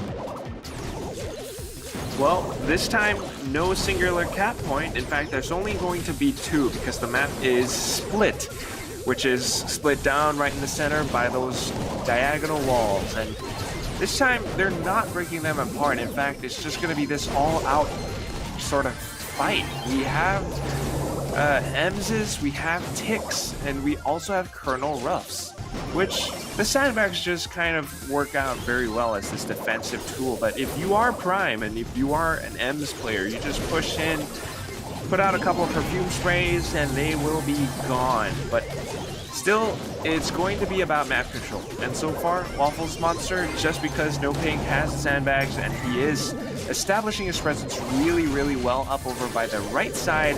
Meanwhile, Japan Man is over on the left. Zixor have not been able to push in. I mean, look at the way that they're playing. Look at how they're positioned. Prime tries to push in, but he's on his own. Where are the rest of his teammates? They're trying to play out on the left side, but still not that successful, right? If we look at what Hyper's doing, he's a Sprout player, so he doesn't really want to push up front. But if he doesn't, then there is no map control. So this is up to 95% at this point. All Waffles Monster need to do is to basically just set their foot on the right hot zone for even 1-2 more seconds, and it's game over. Waffles Monster pick up round number 1. Yeah, well, swinging back and forth, left and right, up and down. No like clear indicator of who is the better team, and it just goes to show that's just the beauty of Brawl Stars, right? Like anything is possible, anything can happen, and yeah, again, Waffles Monster, the more aggressive team compared to Zigzag, and at the moment that is helping. Like the map is helping them out. Singular cap, don't have to worry about split attention or having a strategy to defend multiple points. Just bang, get in there, super aggressive, establish dominance, and keep dominance, and easy win for them. Exactly. I think that is the entire thing. I mean, we see plays. Zixor has a plan in mind, but so far it's not working out. I mean, if I were to draw a similarity to another game, this would be kind of like maybe a tactical FPS like CS or Valorant. And what Waffles Monster are doing is kind of basically, let's go rush B every round. They are very aggressive, but kind of calculated aggression, right? They don't go in blindly. Right now, they see that Ryuku's already pushed up front. Hyper this time on Colonel Ruff is establishing his presence over by the left side, so they can't really go in. But once there is an opening, Japan Man, or I guess Josefu or Josefu, is able to push up front, and he will go in to get it. So they rush in forward. Meanwhile, when it pays off, it pays off. Meanwhile, Zixor, they try to play a little bit more tactically, a little bit more defensively. They don't want to push up unless they truly know that they can get it. Sometimes this comes back to bite them, but this time around, they have been going a little bit more aggressive. We see Ryuku pushing in, but then kind of gets taken out by No Ping. So it's kind of this back and forth between the two teams, but because Zixor are losing players, Waffles Monster have that one little, like 10% up against Zixor. So what's going to happen next, Phil? Because it doesn't look like Zixor are coming back anytime soon. Yeah, it's gonna be really hard for them to get back into this, because they just have, Waffles Monster just have like really complete control of that middle area, and don't seem to be faced by the obstacles at all. So they'll pick up this map. Did they? I think they did, right? Yeah, they pick up this map. Yes. And that's going to bring it to 2-1 on the scoreboard. So we go into a fourth map now, and they need to be careful right now because we're gonna go to split. No, it's not. It's magnetic field. Yeah, it is. Huh. All right. Yeah, it is magnetic field. So singular cap point. This is definitely what they want, and I think they're going to be very happy. They're going to be licking their lips as we head into this game of Waffles Monster versus Zigzor. Zigzor, though, not to be counted out of it yet, but this map is definitely, I think, going to favor Waffles Monster, especially how they're playing at the moment. Yeah, I mean, if we are reading patterns, it kind of does dictate or show. I mean, it's very telling that Waffles Monster perform better on maps where there is a singular cap point. There's a singular hot zone. There's only one. It's right in the center. The one semblance of hope, maybe, would be for Zigzor if they can come up with a team wipe and then go in for map control. Looking at how magnetic field is laid out, there are obstacles all over the place, like you said earlier on, Phil. If Zigzor can actually use them to stay safe, perhaps play brawlers like Tick or maybe M's to dance back and forth between the walls, and then take out the players from Waffles Monster's side, if there is a team wipe, then Zigzor would be able to push in safely, and that's kind of their style. But so far, the aggression from Waffles Monster has been paying off. So it certainly is a little bit scary, but I don't know. At least help me out with this a little bit. So Vex in the YouTube chat is saying the Japanese characters translate to Josefu or Jose. I don't really know, but maybe we can just decide how we want to pronounce that. But anyway, into the game for now. We have Jesse being deployed by one of the Zigzor players. I think it's Ryu. No, it's Hyper. So interesting.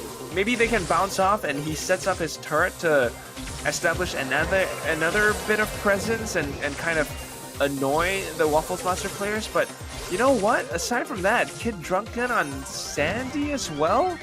That's going to be big value because the Sandstorm just allows them to stay invisible and hidden. It's extra map control. It keeps Zigzor on their toes. And so far, because they are on their toes, it does not look like they'll be able to stand firmly on the ground. In fact, they are falling all the way to the back, and Waffles Monster already are up by 70%, Bill. Yeah. It's like, remember, it's what we've highlighted, right? It's once you get early positioning, it's very hard to fight your way back onto these hot zone maps where there's only one cap point, because the way that they're designed, a lot of the time is it becomes very hard to fight your way back through the choke points onto that point. But Zigzor are able to push them out. They're able to wipe off this monster, and now you'll see it's going to be a question of whether they can hold on defensively to that. So No Pink going to pop his super there, and it's going to keep him hidden, and it's going to do just enough for Kid Drunken to sneak his way in and finish off the cap. So they'll pick up the first round on this map, and you saw the early aggression, early cap, and how they held on to the point. But then you also saw, if your team does get wiped, how hard it is to get back into it. And for Waffles Monster, luckily for them, they popped 2 supers, which allowed them to get back onto that point. So timing of your skills also very pivotal when you're going for the retake.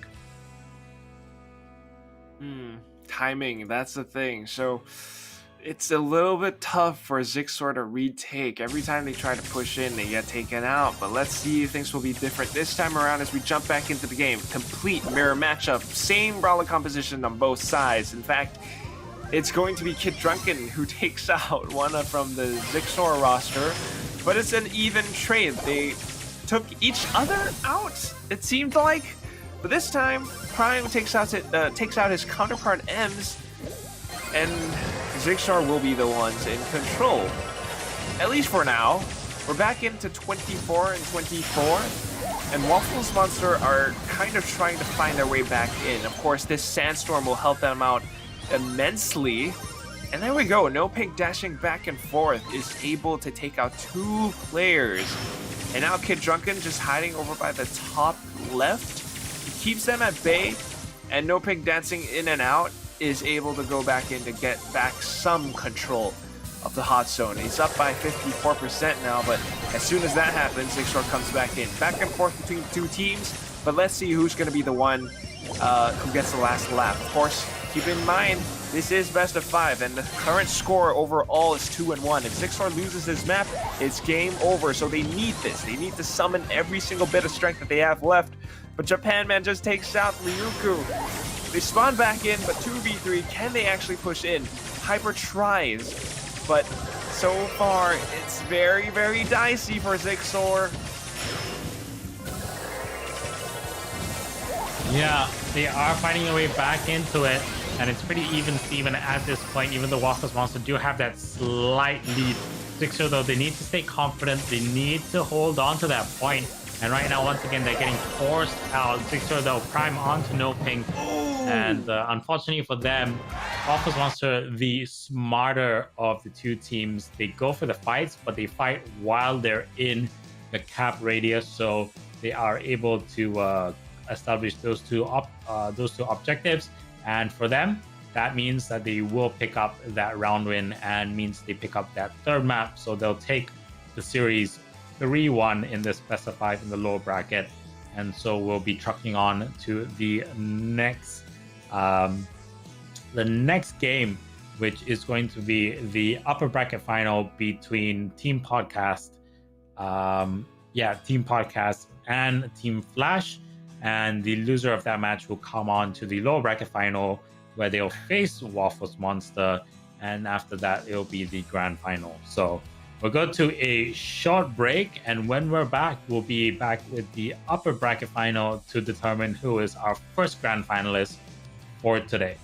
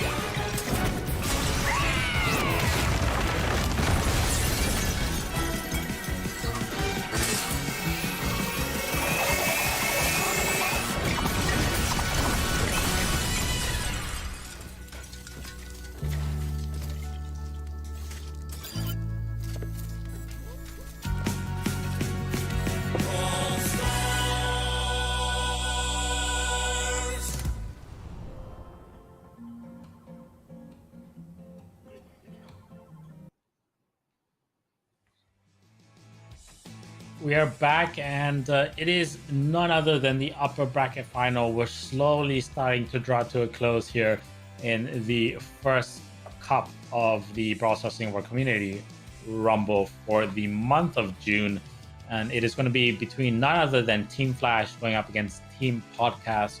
Of course, early in the day, Team Flash able to knock down Waffles Monster to the low bracket, and Podcast, of course, they dismissed the who was it? We literally just had that match, Zixor. So that means in the upper bracket final, it is Team Flash versus Team Podcast, and it is going to be one heck of a showing. Both of these guys know what they're doing, but it's going to be a question of can they bring the fight to Team Flash, or are Team Flash going to basically have their cake and eat it too in this matchup? It's yet to be seen, but it could go either way. I mean, it's Ring of Fire, so both teams trying to employ the same strategies. Of course, it's going to be Vex and Stitch, though, on the Surge. And this time, it's going to be Stitch who, I think, immediately gets taken out, dashes forward, teleports forward, and he dies. Vex now getting killed by Courtiers as well, though.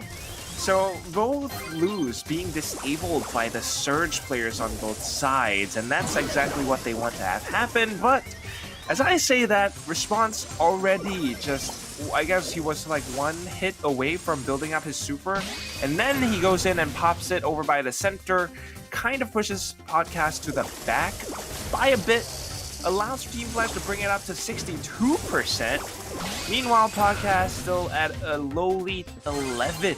They tried to push up front.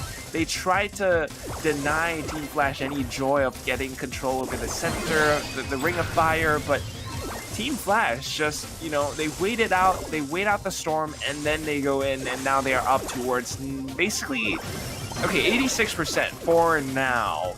Look at how Stitch is playing, though. TPing into the back is going to be a flank pincer in from Courtiers as well. They have complete control. They take the win. It's only round one, but Team Flash is showing how strong they can be, even though it's the exact same composition. Indeed. And yeah, the Lu once again on this game mode, right? Showing that if you let him lock you down, it is going to be nearly impossible for you to come all the way back, because his shots do slow you and then eventually do freeze you. And then every time he hits his shot, he's going to get his super up, and then once the super is up, he locks you out of the cap zone. So I don't think we're going to see too much of a switch in terms of the lineup, but it's going to be a question of who is able to eliminate that Lu early on. Exactly. So let's see how this plays out this time, because Podcast seemingly trying something different. It's going to be Vex on Sprout, and perhaps the bombs will be what reaches the Lu, or at least zones him out. But as I say that, again, Caster's Curse. Response just goes in and duels against Folded Cross. And of course, he takes him out, builds up his super. There we have it. Courtiers, though, kind of getting pushed off to the back by Orca. Manages to touch down and put out one nest egg. Courtiers explodes into it, but still very much alive. And along with that, control over the Ring of Fire. 41 and counting up to Team Flash, and Podcast having a tough time. I mean, the Seed, the Vex Sprout Bombs, they aren't really doing much. You can see what he's trying to go for. In fact, he takes Courtiers out, but can they actually disable Response? That is the question. Yeah, it's looking mighty hard of them for them to do that. But at the moment, Team Flash getting back into it. Podcast doing a lot better than they did in the first round, it has to be said and observed. But Stitch Response just playing a lot more aggressively on this Lu, and that's making it so much harder for Podcast to get back into position. And Stitch is doing a great job in ranking up and going for the aggressive kills. And now they're just going to get base camped basically by Podcast. And that's going to allow Team Flash to pick up this round and ultimately pick up this first map of the game. So we go into dueling Beetles. to this Yes. in this next map. And again, it is going to be a singular cap point, maybe slightly easier for team to kind of play around those obstacles. But again, if you get locked out by that Lu, it's going to be a very, very rough day at the office for you.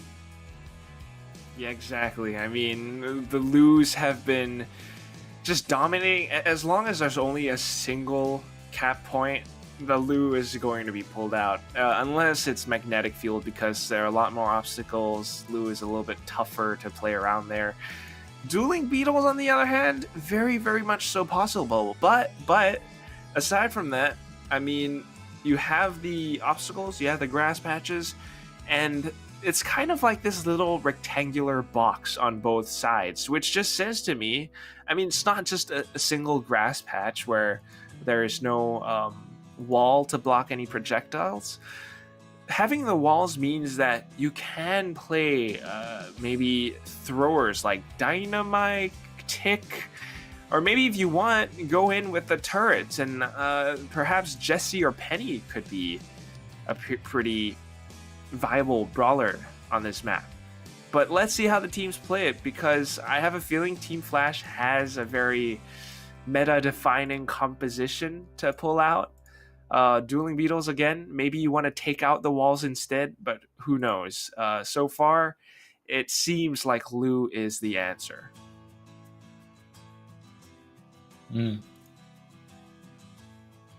Yeah. For the singular cap point ones, Lu is definitely the answer, because he allows you to zone out, and ultimately, you know, hold those choke points.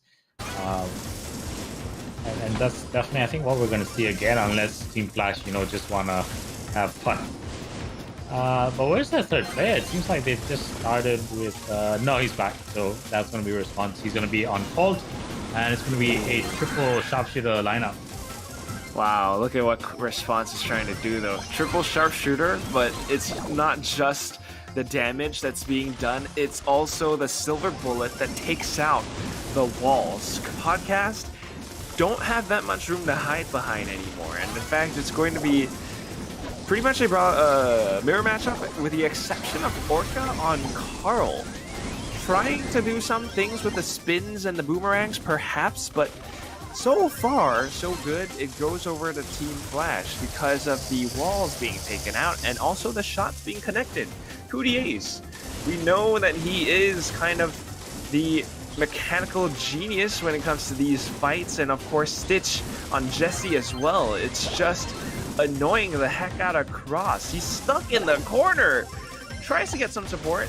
It comes in time, but where's the control, I ask you? Because Podcast, they're trying to push up front.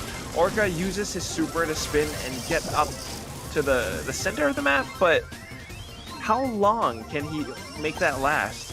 He's gone already as soon as he reaches the point. And Team Flash back into the game, 90%. It's going to be 100 pretty soon, and you just hate to see it. Podcast unable to respond to any of this.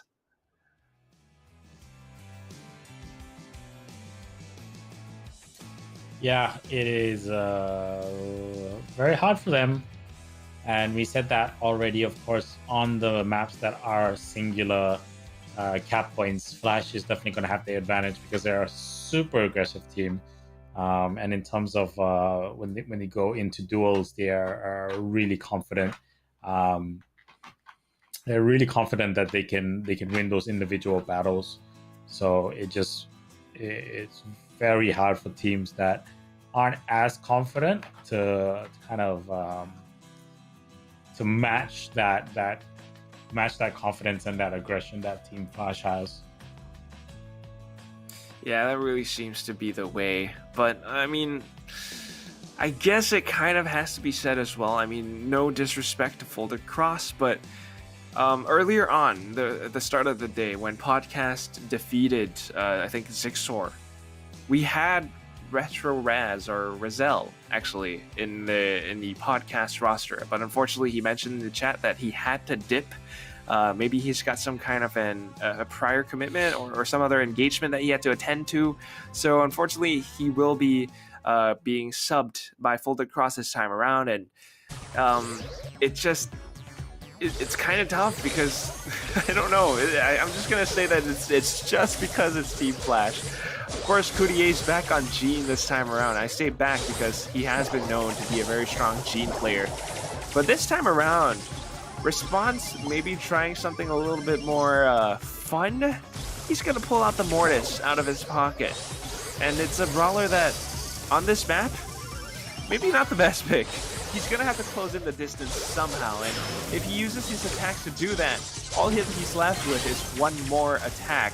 Using his super though, he's able to take out one player, Coutier finds another, and here we go, map control back towards Team Flash, and this is where they start their dominance again. Up towards 30% now, and remind you, the score is still at a 1-0 on this map.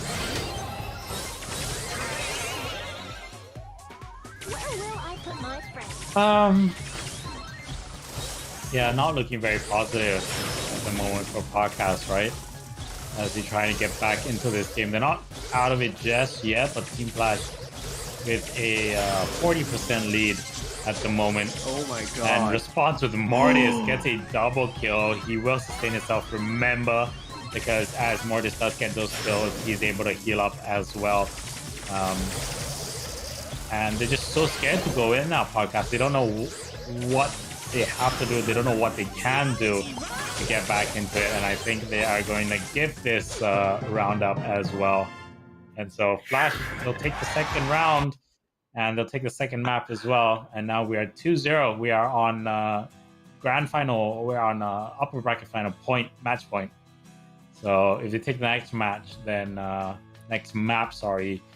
And then Team Flash, it means Team Flash is going to be your first grand finalist for today.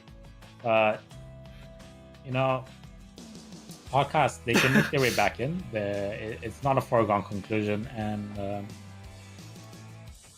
yeah, hopefully they can sort the strategy out. Well, yeah, of course.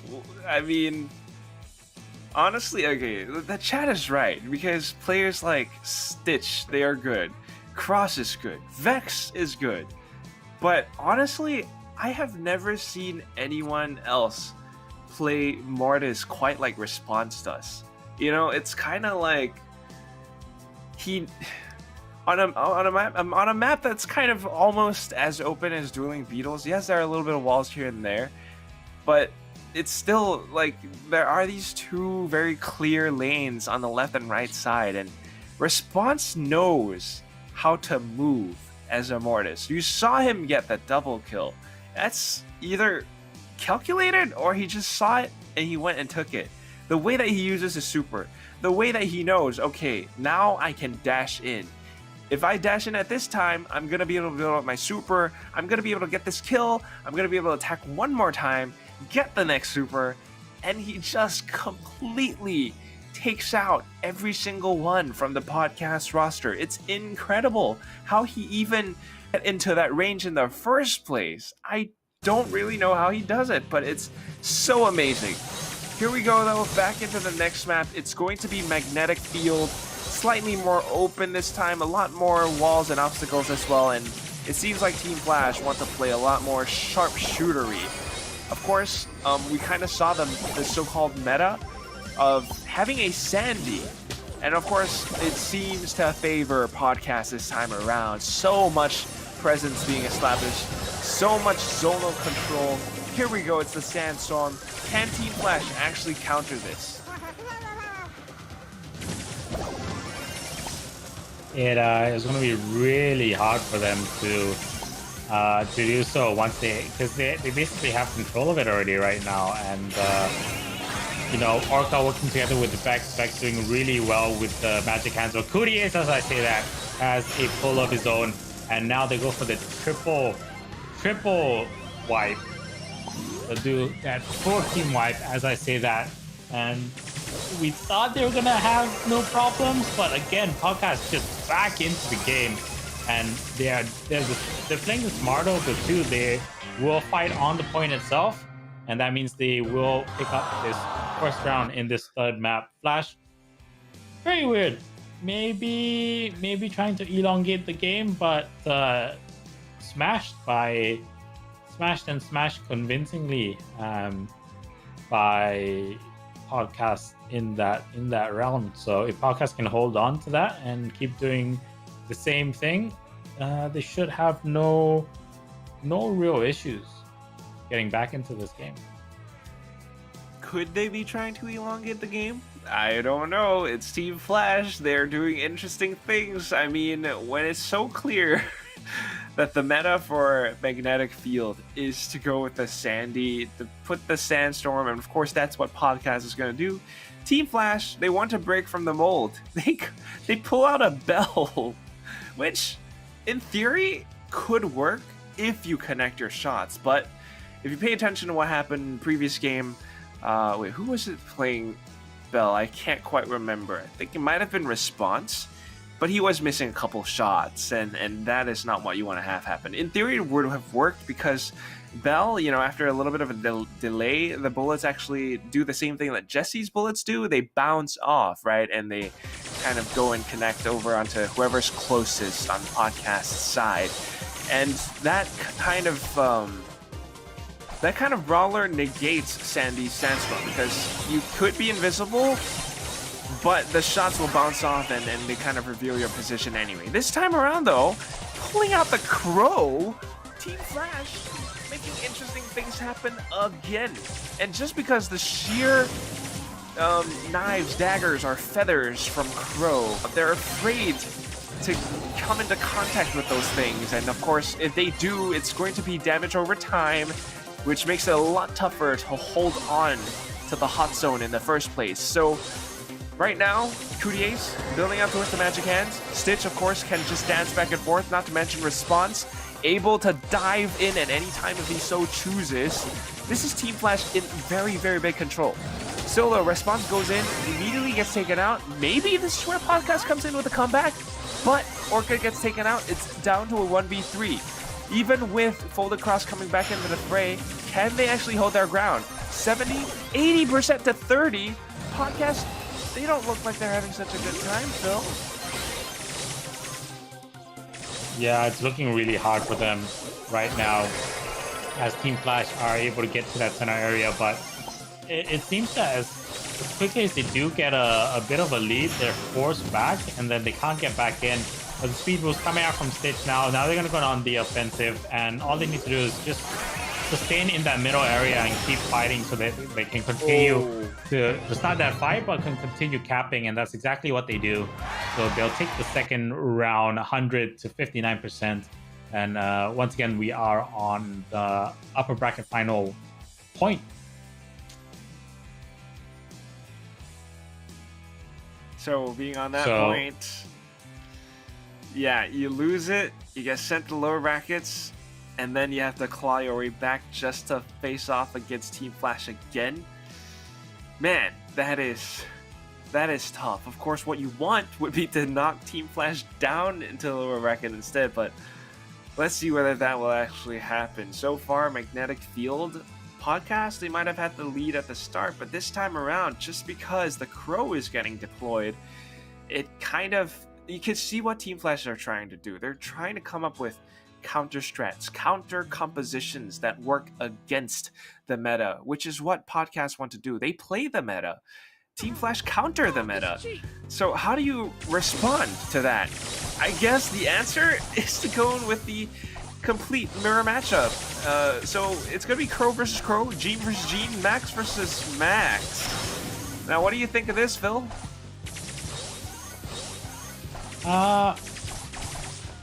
We'll see. I think it's just going to be a question of who can control that middle area better. It seems like they're roaming as a group, and that's Flash's main kind of strategy: stick together with Stitch. And so once he gets his super special, then he's able to hold that down. Responso gets the better of Fold Across early on, tries to go for the backstab, but Orca will isolate him and take him out. Vex working very well together with Orca. Vex has his magic hands full, ready to go at any given moment. And he will try to do it, misses it, almost is able to take out Courtiers. But now Team Flash will get back in position and should be able to get a couple more points on that cap, which they do indeed do. This is going back and forth. Podcast arguably with the advantage right now. Will be able to bring that up to 50% to 47. And if Flash don't do anything, they're gonna walk away with this map win. The problem with Flash is they're going down very easy, so they're trying to roam, but just too much damage heading their way, and they lose a member. Like they're losing members way too easily. So, and as I say that, Magic Hand pull comes to Vex, gets taken out, jump in for Fold Across, does a lot of damage, and he's able to take out Response, but Courtiers will drop him, and Team Flash now still trying to fight their way back in. Podcast in the lead, and now Team Flash 84% to 82. They'll get an elimination, and that gives them a 3-2. We'll add some poison, and that's going to be a wipe. So Flash so close to taking it, 98% to 90 now, but Podcast have control of that middle. Courtiers has his magic hands ready, goes for the pull, misses it. Oh! And my goodness, right at the very death, jump into the cap, have more people, and so we'll be able to steal that right there, 100 to 99%. So congratulations to Flash. They pick up this third map, and they will move on to the grand finals. They are your first grand finalists, Quack.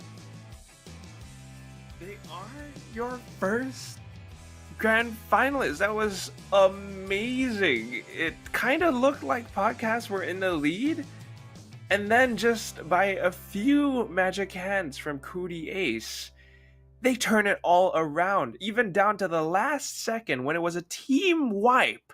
Should have been Podcast's game. I think Cootie Ace just had the perfect last magic hand.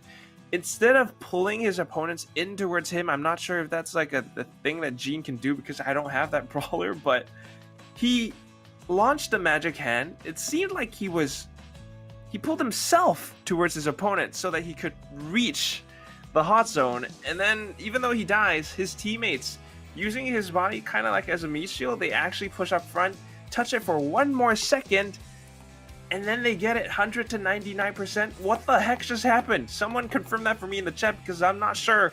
That is incredible.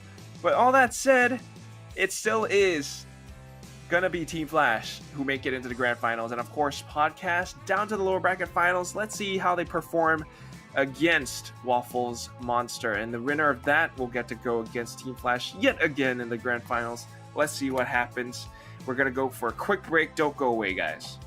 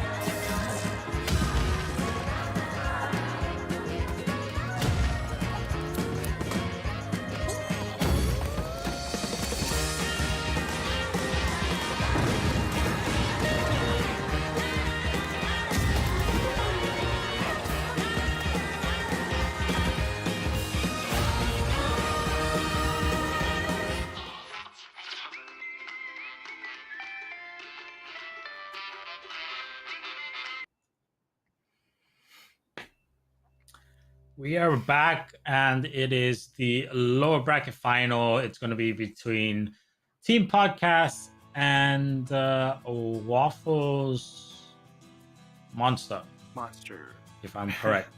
And they are vying for a spot in the grand finals, of course, from the lower bracket. It is still best of 5.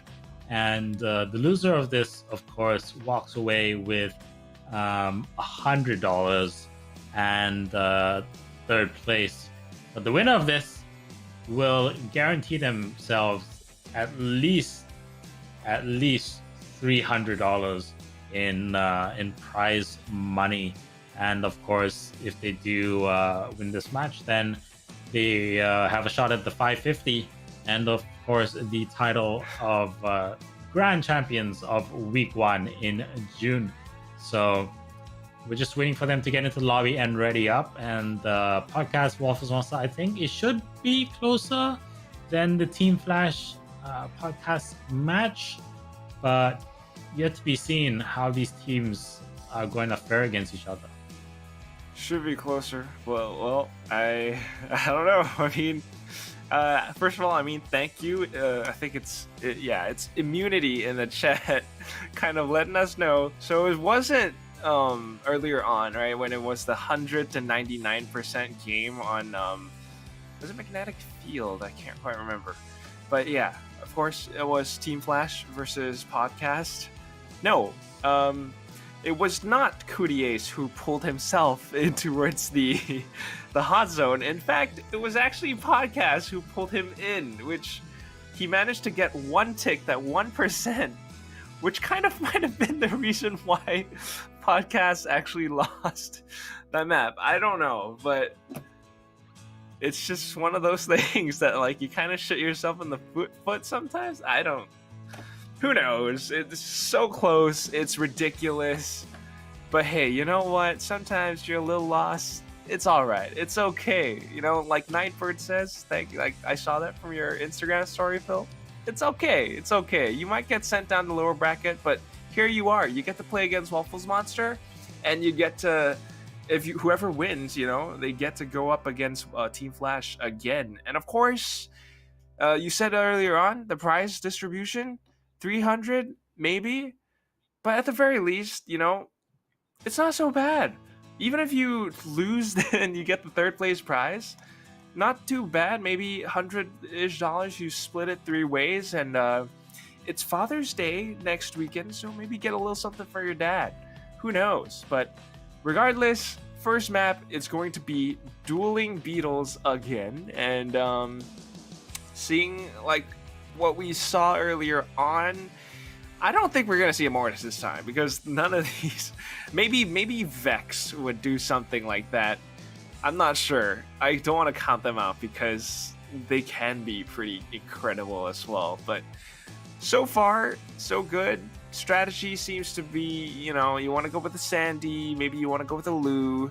Let's see what the teams pull out for us, shall we? I mean, they're getting ready, but aside from that, I think it has to be said, while we might see these like large area of effect stuff, anytime there's like this very nice lined up walls over by the center, you're gonna, there's a chance you'll see a Colt, and he just pulls out the silver bullet, breaks open those walls, and then it's just free for all. Let's see who can shoot each other the best.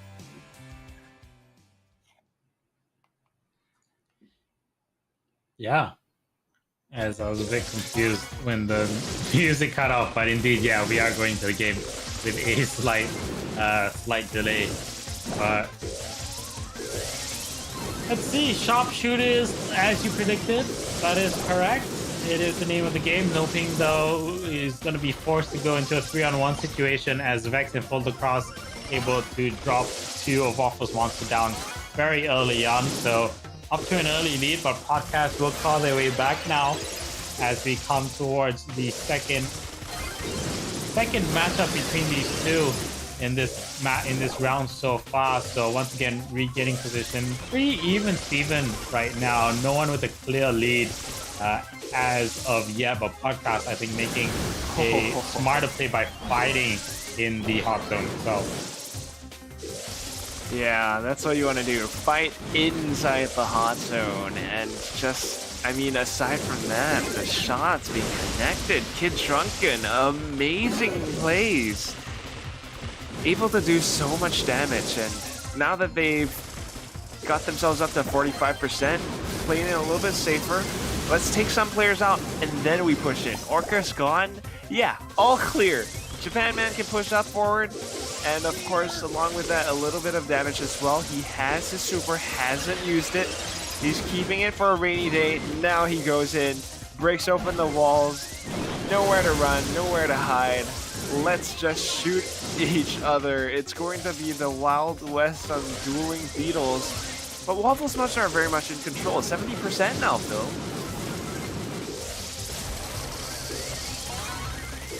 They definitely are the smarter of the two. Like you said, with the silver bullet, will drop all those obstacles in their way, and that just makes it a lot easier for them to kind of use that sharpshooter lineup that they have to hold the fort and bunker down.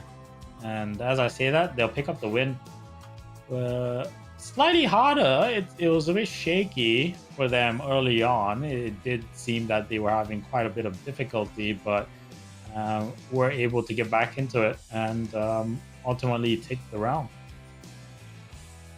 Yeah, I mean, they were kind of playing the same composition, the only difference being Waffles Monster were a little bit more aggressive, a little bit more confident, but not blindly, because they knew when they could and couldn't push in towards the hot zone. When they couldn't, they would be staying at the back, playing safe. Let's get a couple more shots, take out a couple more players, and then we go in.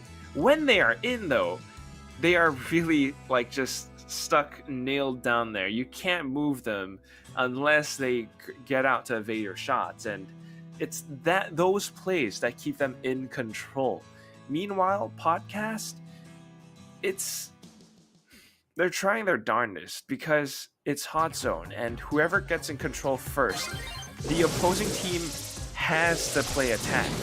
They have to find a way to connect their shots, and every time they try to do that, they leave themselves a little bit more exposed. So, Podcast struggling a little, but maybe this time Folded Cross on Crow could be able to pull off something different.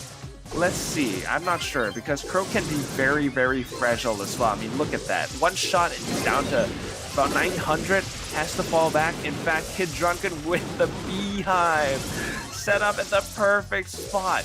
They can't reach that. Okay, Orca finally able to do something about it, but if it was left there, they're completely slowed, cannot reach the hot zone at all. In fact, Waffles Monster are up to 50% now. What are Podcast's options coming back into this?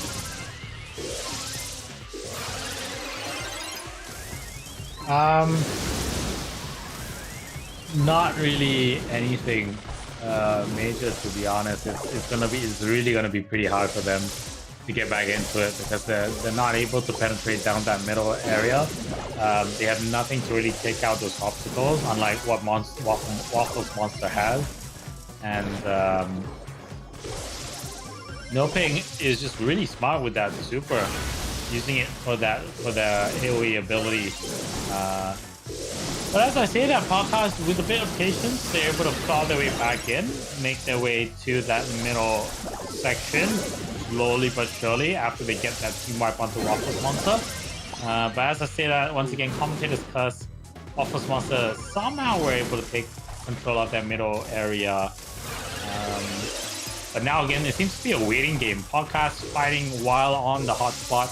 Waffles Monster trying to find the opportune moment to use all their supers. Remember, they have 3 supers ready to go. So they'll pop it in the middle, which forces Orca back and potentially allows him to get back into the center, but Beck staying alive with a sliver of health. And so he'll just chill right there as they continue their cap. Oh my god, they certainly are chilling. Not just chilling, they've laid out 2 traps as well. That means if Waffles Monster push back in, they could be doing that to no avail. But They actually managed to make it work, and somehow actually sensing the traps as well. They stay alive, and they bring them up that extra 10% to 100, and of course, along with it, the win. So, Waffles Monster looking just a bit better than Podcast right now. But do you think that'll last? I'm not sure. Tough to say. Pretty close match between the two, so I wouldn't say either has a huge advantage. And you could see just now, right? Like it was pretty shaky for the majority of that match. Could have gone either way. So I don't know. I think potentially if they. I don't know why the teams aren't going for. I think like a Barley or an 8-bit would do really well in the game. Like Barley, just for the fact that he can just continuously just lob Molotovs onto the hot zone, right? And just damage. Like nothing's really going to stop him at all. And then the other thing, 8-bit, for example, very easy to get damage on, and it's very easy to get your damage booster up and running, which you just pop behind yourself to aid your team, even if there's like a small area in that damage booster that's near the zone. It's still helpful for you, and the teleport also helps you out as well. So I don't know why we're not seeing that at all. Maybe it's just been something that these guys haven't experimented with. But they both kind of feel like you would think that these teams would have thought about. I think maybe they tried it out before and it doesn't work. It's one of those things. That's why the Brawl Stars meta can evolve and change so much. I mean, as a Pam fan myself, you know, I kind of like, okay, damage booster up, you have a healing modulator up as well. That could be a lot of fun. I mean, especially if you're talking about sustaining yourself on a singular cap point for a map like Dueling Beetles, that could be good, right? I don't know. Because at least for the way that these teams are playing, their main strategy on that map alone is to get rid of the obstacles. The next map though, Magnetic Field, maybe that could work. I'm not sure. But for now, it certainly seems like the answer would be to go with either, if you're going to go sharpshooters, you go all out sharpshooters and you try to take your opponents out. If not, you're going for something with the generic AoE effect control. And if you're thinking about why Barley isn't used so much anymore, maybe it's because not enough cover or not enough speed. But also, 8-bit and Barley were actually nerfed in one of the recent Brawl Stars patches. Barley has less, minus 8% range right now, as compared to before. 8-bit, on the other hand, his movement speed with the, I think, star power plugged in is no longer as fast as it used to be. Now it's minus 20%, so that's about the same as a brawler with normal walk speed. Regardless, we're back into the game, and it's already going underway. I mean, look at this. We have a Mortis in play by Japan Man, and he's using the bushes to maximum effect. Still gonna get smarted out by Orca though. Can he actually take this whale out? Nope. He's gonna get whaled and sucked up instead. So control still over to Waffles Monster just because Kid Drunken's doing such a great job. The rest of the podcast squad though trying to find their way in, but it kind of seems like they're a little bit too focused on getting the kills sometimes. It's the dot. The turret is down, so that's going to give podcast some suppressing fire ability. But looks like they're dealing with it pretty easily. It's going to go down very, very shortly, so not much of a deterrent in terms of having a material effect of what's going on in the game itself. But for now, Waffles Monster seems to have the lead. Remember, they lead on the map count. Bang! Here comes the jump in. and the turret is going to be able to help take him out. So Holy Cross, I think it is, goes down. Mort is coming out through from Japan, man. He's able to get the kill, and that's going to sustain him. He takes the teleport over to the other side, gets a double. And as I'm saying, that Kid Drunken chilling in the middle will complete the caps, and they'll take the first round in the second map. Yeah, I was like happy for 1 second because Vex coming out with the summer Jesse skin and the ducks, but then now it's just gone. Really unfortunate, but that's kind of how you see it being played out. I mean, Kid Drunken maybe slightly better as a Jesse in that round, able to connect his shots, keep his turrets alive. Meanwhile, the rest of the team doing their things as well. I mean, if you look at how Japan Man was playing Mortis, the way that he's pushing in, up all over the place, his focus is not so much map control or getting kills. His focus is to roam around the map, keep the podcast players guessing about where he could be, or even if they know where he is, they are distracted by his sheer presence. They're chasing him, hunting him down, and even if they do get the kills, they don't have map control. Map control is being secured by players like Kid Drunken, and it's unfortunate because the duck does not get the kills. Yeah, the duck does not get the kills, but the duck has to stay alive to even do any damage. Oh my gosh. Well, interesting now. They're trying to pull a fast round over podcast. Vex going in with the Mortis this time around. We have seen him play that before, but he immediately gets deleted by No Pink. Meanwhile, Japan Man swapped up over onto Tara. This is gonna be interesting, right? You put your super over by the hot zone. Maybe you even use your Psychic Enhancer gadget to spot out players like Vex. This could be huge. I mean, the way his attack comes out in a fan as well, it's enough AoE, so even if your opponent has a Sandstorm, you still find something. But at least for now, podcasts are doing the work. They're able to seize map control because of Folded Cross's Sandstorms, and also Orca is just really anchoring down the site by his presence as Jesse alone. I mean, put out the turrets perhaps, and Kid Drunken unable to push up front. Very, very tough for them, and I think once you get wiped early on, especially on maps that have only one, we've said it before, and I don't know how many times we need to say it, but these maps with singular kind of cap points, early aggression is so important,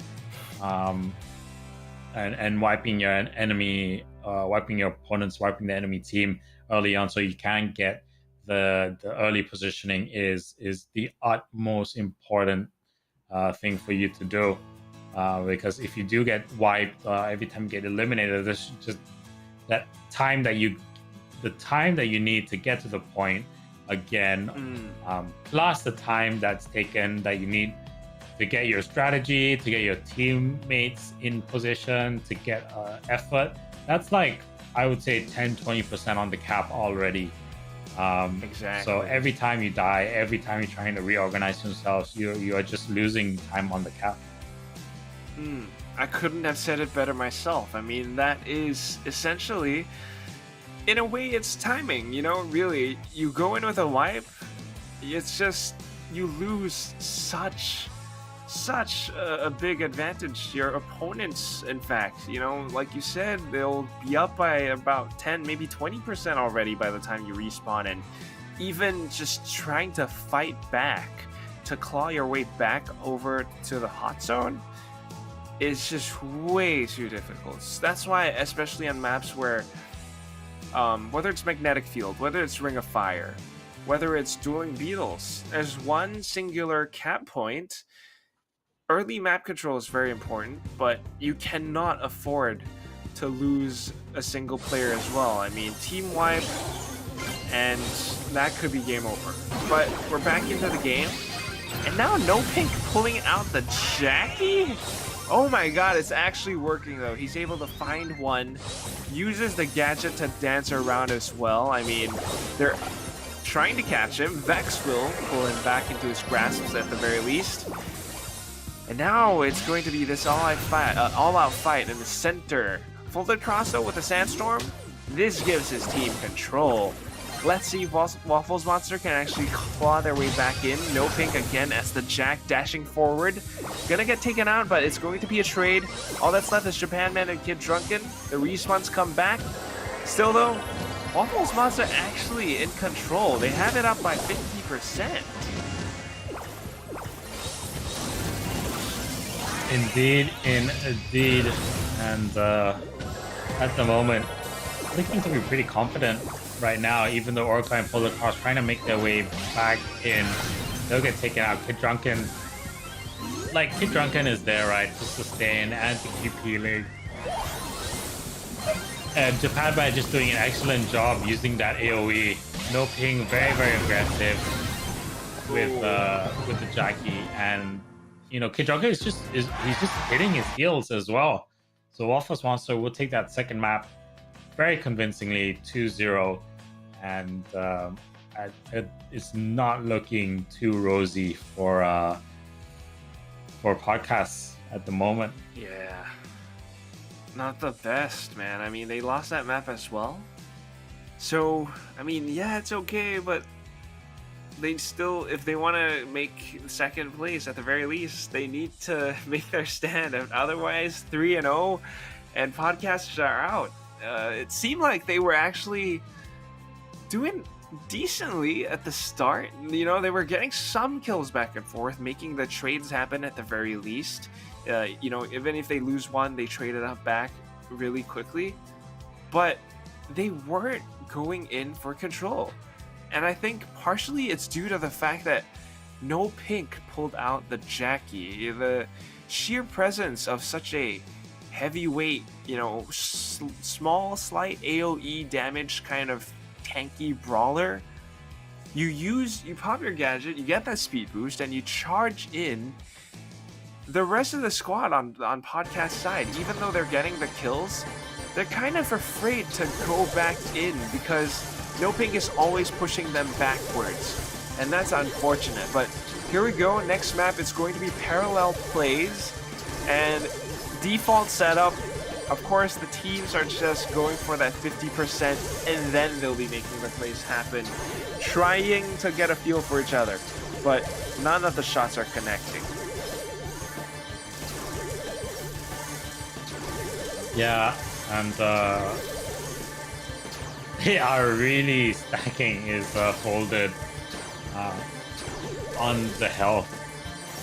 And I think when they go for that push, it's going to be like 6k health at least on Beck. So it's going to be a crazy battle. They might have the upper hand heading into this if they can hit their shot. They're doing the same thing, but look at how Waffles Monster are positioned. Kid Drunken over to the right, and then No Pink over by the left. If you're on podcast side, you're trying to stay on your hot zone. It's so tough for you to dodge these incoming onslaught of bullets because it's just coming at you from left, right, center. And right now, even with the Japan Man as Gene, he just steps onto the hot zone, exposes the podcast player, and now the wall is gone? My god, Waffles Monster are asserting their dominance right now, and podcasts have no choice but to play defense. Yeah, it's really hard for them at the moment. And they're trying to get back into this, but it's so hard. Because they're not really hitting their shots, and Waffles Monster are just so much more accurate this round. A lot more confident, a lot more comfortable, and a lot more accurate. I mean, they're in their element, and at this point, it just seems like GG is being called out. Podcasts are waving the white flag. They know that they don't stand a chance now that Waffles Monster are already up by 80%, so that will be that for the first round. Can podcasts actually just show some signs of life for the next round, because if they don't, it's goodbye. Yeah, you might just start hearing na na na na na na na na. But they're gonna they're gonna want to hold on for as long as possible, and it's rough, man. It's rough at the moment. It's so rough. I mean, they're trying. They really are. But I don't like it. I don't like... Okay, parallel play is very fun because you have to think about how you want to approach this.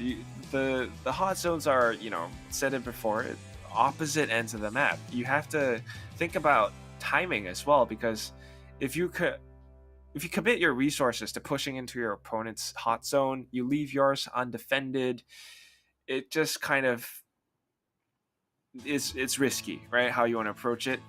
But the way that they were playing earlier on, the strategy of like, okay, let's just hang back, let's use Colonel Ruff's star power, let's build ourselves up to about 6,000 points of health, let's get that 50% before we even make a move. Both sides were doing the exact same thing. The only difference is Waffles Monster had the better positioning, and it's partially due to the fact that you think they're playing the same strategy, but podcasts were slightly more passive. The way that they position themselves, they just stayed on their own hot zone. But Kid Drunken was a little bit up towards the front. He was hiding over by the right side in the bushes, and it allows for this sort of pincer maneuver to come from Waffles Monster's side, right? One on the right, the other from the left, and that was no pink as Colonel Ruff. It keeps them trapped, and that's why Waffles Monster won. Podcasts cannot afford to be that passive. So this time, pulling out the Carl with Vex, we have a Jesse as well. This might be better, but let's see if they actually connect their shots. I mean, Orca needs to land his hits in order for his bullets to bounce off. If he doesn't, then it's not that useful. Vex at the same time has to stay alive long enough to get within range and then use his super to his maximum ability, because if not, then he's just running around on the map. So both sides 50-50 now. It's going to be the plays from here on out that make it happen.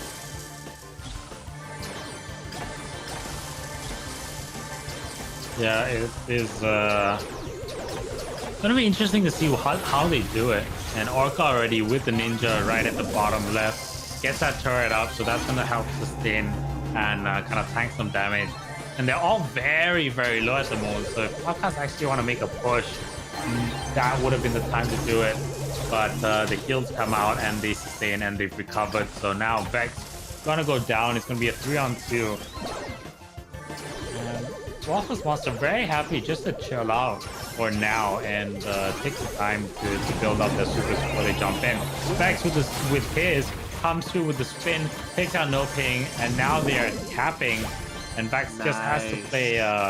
He's gonna juke all around the obstacles. He can't get taken out, and Orca's there now to back him up. Orca goes down, and finally they're able to root out Vex. But not before he was able to get about 20% cap onto his team's scoreboard. So 74-50% now with Podcast in the lead.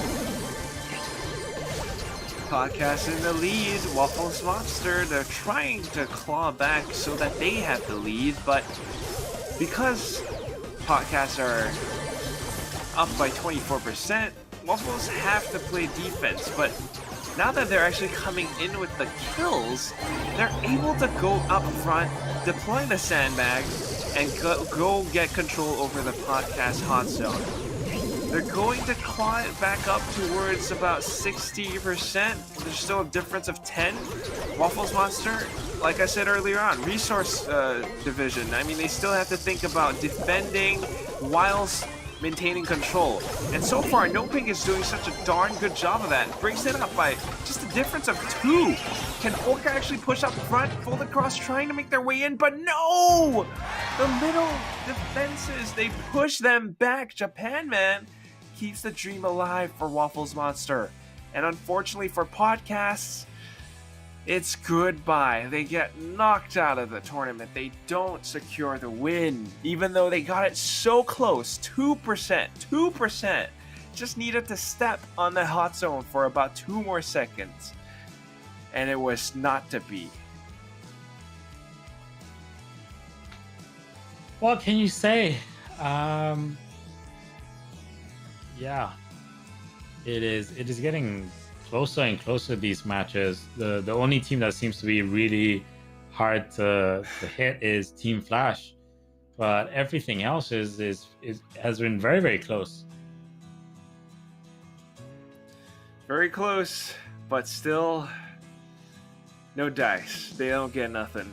And that will be that for the lower bracket finals. So coming up next, it's the one that we've all been waiting for. Waffles Monster, kind of a rematch against Team Flash. What do you think is going to happen? Let us know in the comments, but otherwise, we'll be right back after this break.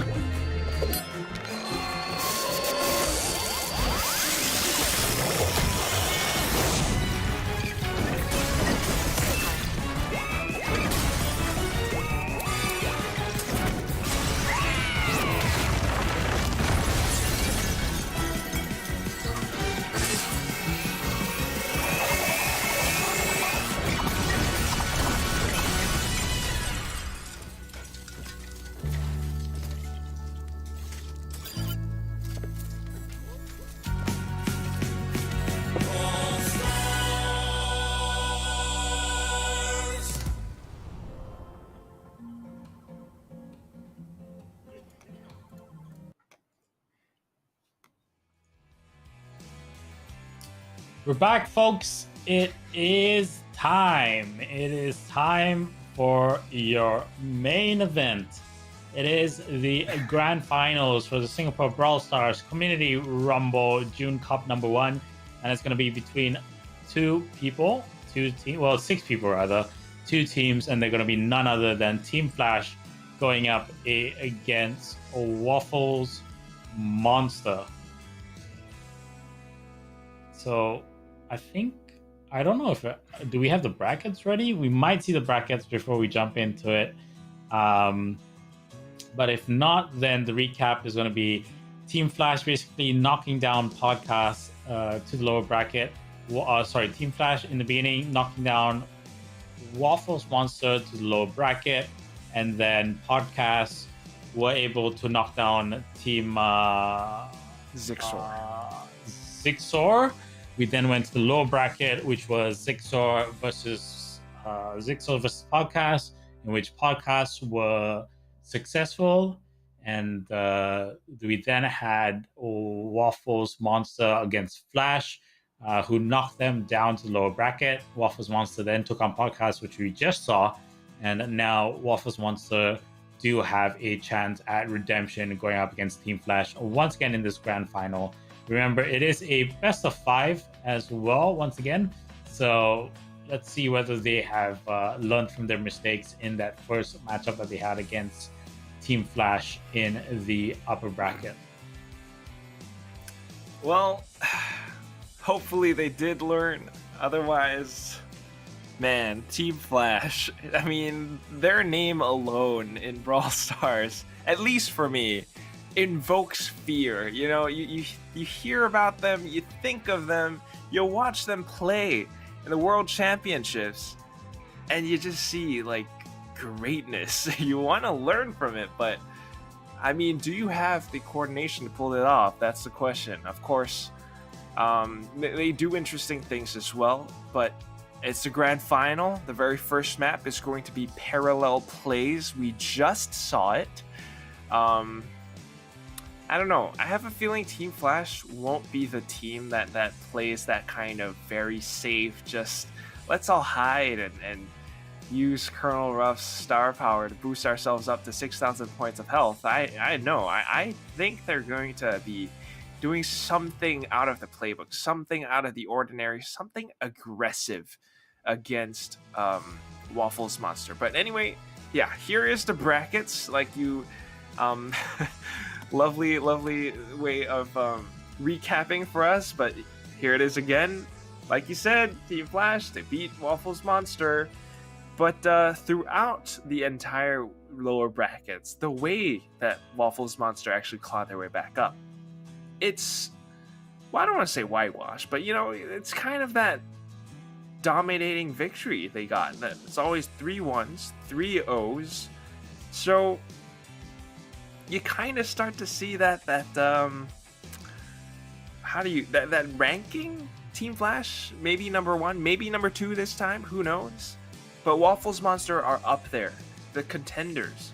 Podcast, of course, being 3rd, and Zixor still new.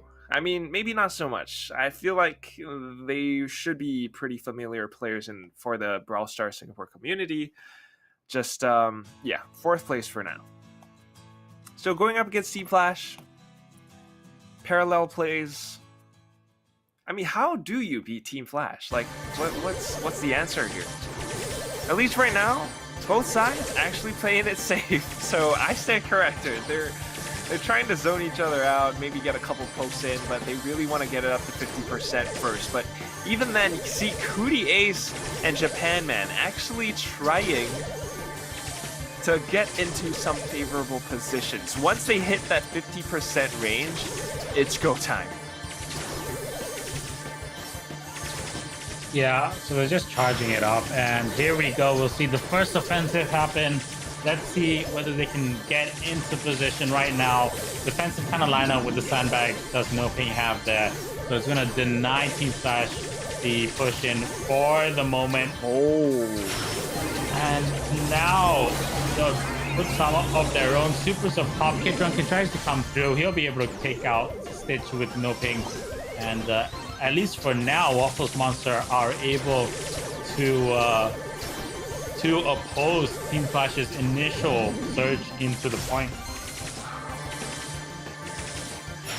Okay, initial surge kind of repelled, but I mean, they're still alive. They respawn and they're back into the game already. One sandbag gonna get, I guess, pulled by Stitch, I think. But they're still just trying to zone each other out. This time, though, actually, Waffles Monster are the ones consuming a lot of space. They push up front, but at what cost? Cootie Ace just suddenly pops a super, goes in for the frags, takes out one. Stitch pushes up front as well, and he goes in, gets control over the hot zone, brings it up to 55%, and now they are still in it. Oh, this is not what you want to have happen. The sandbags could get deployed now. This is where Waffles Monsters start to lose. This should not be happening. And now they're trying to, I guess, sandwich them, keep them stuck. But while all this is happening, look at the counter. It's up to 80% now. They get pushed off, but for how long, I ask you, Phil? How long? It seems to be very long, because now it's 92 to 55%. And they can't get them out of the hot zone. And so that's going to be it. The first round over just like that. Waffles Monster, for a very long time, seemed like they were going to be able to hold on. But at the end of the day, couldn't do it. Yeah, couldn't do it. And that's the thing. You saw it, right? We both said it. You know, once it's 50%, it's go time. And really, as soon as it hit 50%, you saw it. Cootie Ace just popped the speed boost. They started darting towards the Waffles Monster hot zone. And that's space being consumed, space being created for the Team Flash side. I mean, if you think about it, it's territorial control. And because of that, they are able to surround Waffles Monster, and it kind of becomes this game of, like, do I want to say cat and mouse? It's more like a sword and a shield clashing at each other. The sword, of course, being Team Flash, and the shield being Waffles Monster. They have to play defense, and only when they actually take out a few members of Team Flash can they push up front. And when they do that, Team Flash is split up and they go in with their own kind of formation where they actually push in, they get the frags. Cootie Ace on opening, Pop just went in for it. This time around though, it's changing things up a little bit. Cootie Ace on Jesse and Stitch being the max this time around. So let's see how this one plays out. Still building up towards that 50%.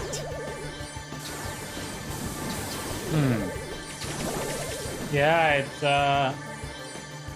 it's pretty strange, but Waffles wants to.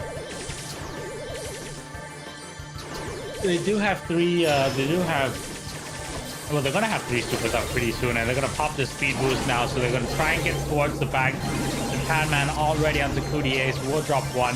Response able to sustain himself because he does have his sandbags. So Japan Man is forced to fall back now, but they do have. Flash do have 1 in the form of, I think it's Stitch. Yeah, it is Stitch up there. And he's going to just go absolutely crazy and distract them. So 70 to 56%, even though it's pretty split at the moment. Team Flash arguably have the better positioning now. Stitch is working towards getting his super up. And once he has that speed boost, he's going to be able to juke around those obstacles while capping it. Yeah, just way too good. 90% to 66 now as he stays alive. Response now with the backup, and so they are gonna close this out very convincingly, and Team Flash will take the first map of the grand finals without too much of an issue. That's incredible. I mean, wow, Stitch with jukes for days. I mean, single-handedly staying alive, just using the speed boost, not even necessarily getting kills, by the way. I mean, he did get kills, yeah, but it wasn't even necessary. Just dancing all the way around. It's kind of like, and I hate this because, you know, I was that chubby kid in primary school, but you're playing tag or catching with your friends over by recess, and you get to that point where there's like this, I don't know, 1 pillar or 1 obstacle, and you're just going ring around the rosy, and that's exactly what Stitch is doing. They kept trying to chase his tail, but it's just an after image, and they couldn't touch him. They couldn't touch him, and the whole time he was building up the hot zone captures. Like, what the heck?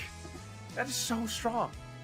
So that's, I think, the end of the first map, Parallel Plays. We move forward onto a new map. I mean, it's not new as in Brawl Stars terms, but we haven't seen it today, and that's going to be Massive Attack. Just take a look at the map layout for now, Phil. But I mean, two capture points, very interesting obstacles, a little bit of a water feature. What are your thoughts on this one, Phil? Yeah, I mean, it's 2 capture points that are basically fenced off. So if you don't take out the obstacles, you're going to be stuck in them. At least the left side one, because the only entrance point is the jump pads, and then only way out of that left side is the jump pads to go to the right side. So what I think we're going to see happen is you're definitely going to have to dismantle those obstacles in the middle to have any chance of really getting any kind of cohesive or comprehensive, for that matter, kind of strategy to play. Because if you play according to the map's rules, then if you get taken out, that's basically the game for you in that early push. That's it. So, are they going to get taken out that early? Let's see what happens, because, I mean, at least on this map, aside from all the obstacles, you got to think about the jump pads as well. And, maybe the jump pads are not the answer. You jump in, it could be dangerous, it's very risky. So, what I see happening is really for the teams to break these obstacles wide open. We might see Colts. We might even see Franks being pulled out. I'm not sure. I mean, of course, I'm just saying I'm just saying Frank because Team Flash knows to do that. And of course, it's exactly what both teams are going to do. Kid Drunken in response, just jumping in towards the fray. And of course, Kid Drunken being the one in the lead actually takes out 2 players. And this puts Waffles Monster up by 20%. Can Team Flash come back from this?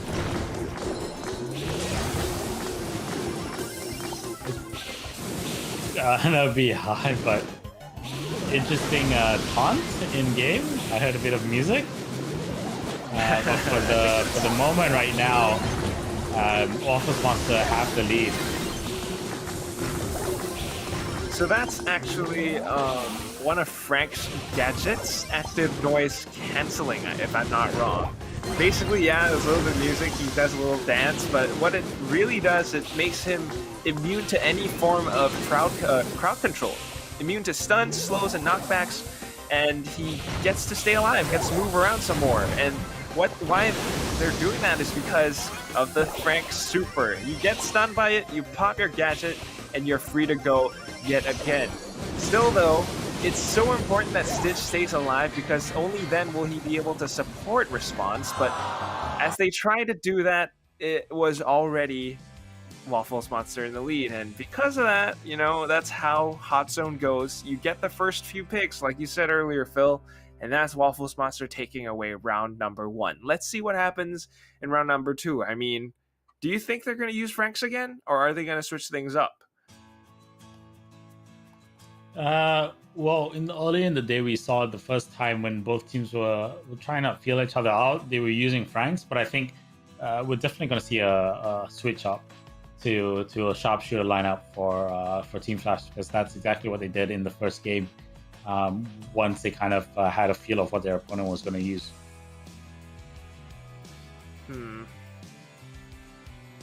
Yeah, that's the thing, right? You want to get a feel for what your opponents use. But then, so what's on my mind is that Team Flash, it kind of turns into this game of like rock, paper, scissors. You know, at first you both throw rocks because it's Frank. I guess Frank is a rock for some reason, but you both throw rocks, and then the mind games start to happen, right? Do you think, all right, do I stay on a rock? Do I change it up? If I change it up, is my opponent going to change it up? And if they do change it up, do I want to have something that counters to what they have? Turns out, no. They're just going to go with the exact same thing. Perhaps the only difference being... Actually, no difference. Oh, okay, actually Stitch on the B this time around instead of Byron. So it actually works out because he goes in from the right flank, takes out one because of his sharp shots. Of course, B is kind of that tank killer brawler. So much DPS as long as you connect your first shot. Your super slows your opponents as well. And this is Team Flash starting to assert their dominance again. Kid Drunken jumps in, gets stunned, uses the jump pad to get out of danger. But can he stay alive for long? No, he cannot. Cootie Ace is controlling so much over on the right side. Meanwhile, Response anchoring the left. 65 already for Team Flash. And Waffles Monster yet to find an answer.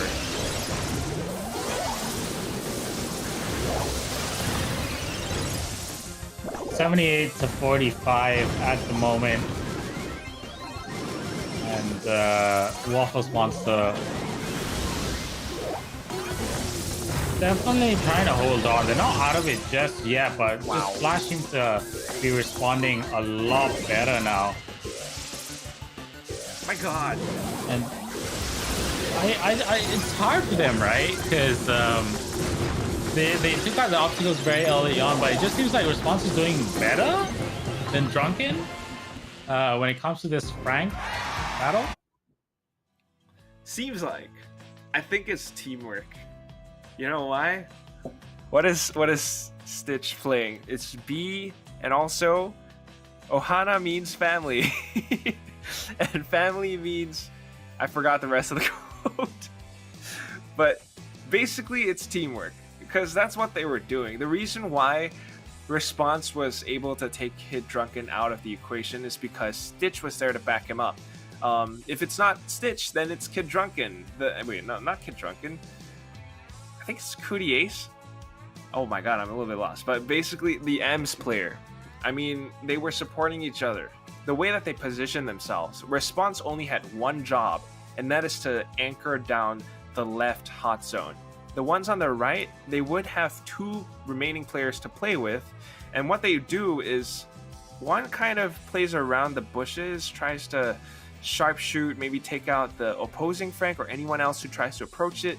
Meanwhile, one player stays somewhat close towards the middle so that you can flex between both sides. You know, if someone's coming towards the left and response needs help, they go in and they provide that help.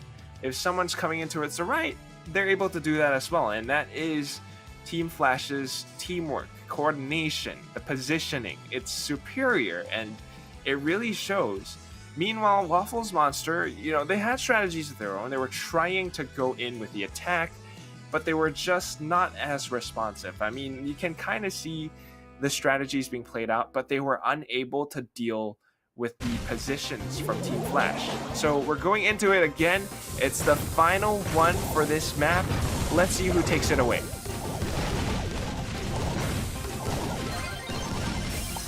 Udier's on to Drunken early on, and they're definitely going to want to take out those obstacles. So Response is ready to go.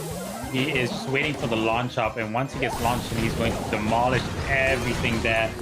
Bang. Wow. Uses well, he does not yet, but now they do. That was your... So Response able to take out top obstacles while his opposing Frank took out the bottom. And now Flash trying to make their way back in, but Waffles Monster, no ping, is not being contested at the moment. So that is done, the 50 on that hot zone. And now he's just gonna chill right behind the barricades and lob those bombs over the barricade, because he doesn't have to leave the area.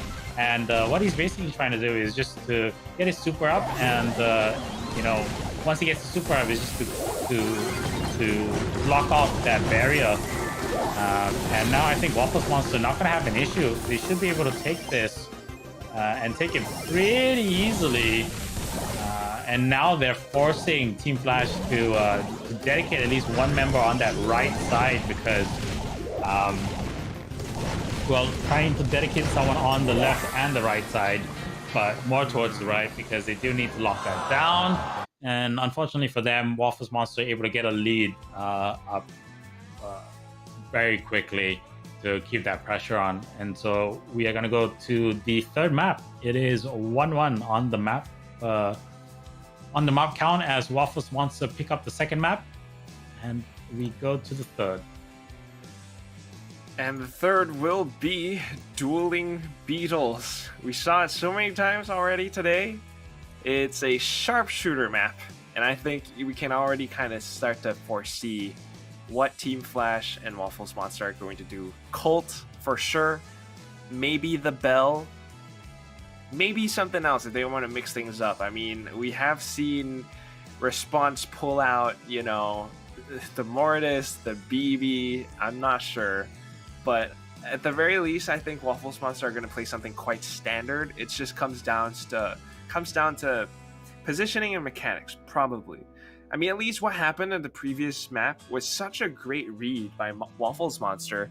I mean, both teams were starting to use similar compositions. They both had the sprouts, but No Pink this time was the one in control. Response had one moment where he actually avoided using the jump pad to kind of, maybe it was a bait to get Kid Drunken to jump into the left hot zone first, and then Response jumped in after him, which kind of gives him the advantage because he doesn't take damage from Kid Drunken. Kid Drunken was kind of distracted, and Response was able to take him out. But after that, the way that No Pink was playing, the way that he put up the sprout wall, his intention wasn't to like really, I think you said the phrase early on, like to block a wall or something, right?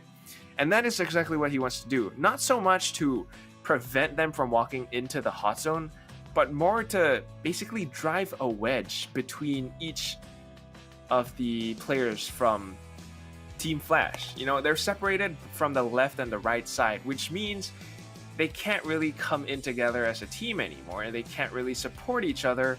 And Response, as strong as a player as he might be, on his own, as a Frank, he's just unable to support himself, and he dies, the rest of the team dies, and of course, Waffles Monster pick up the win.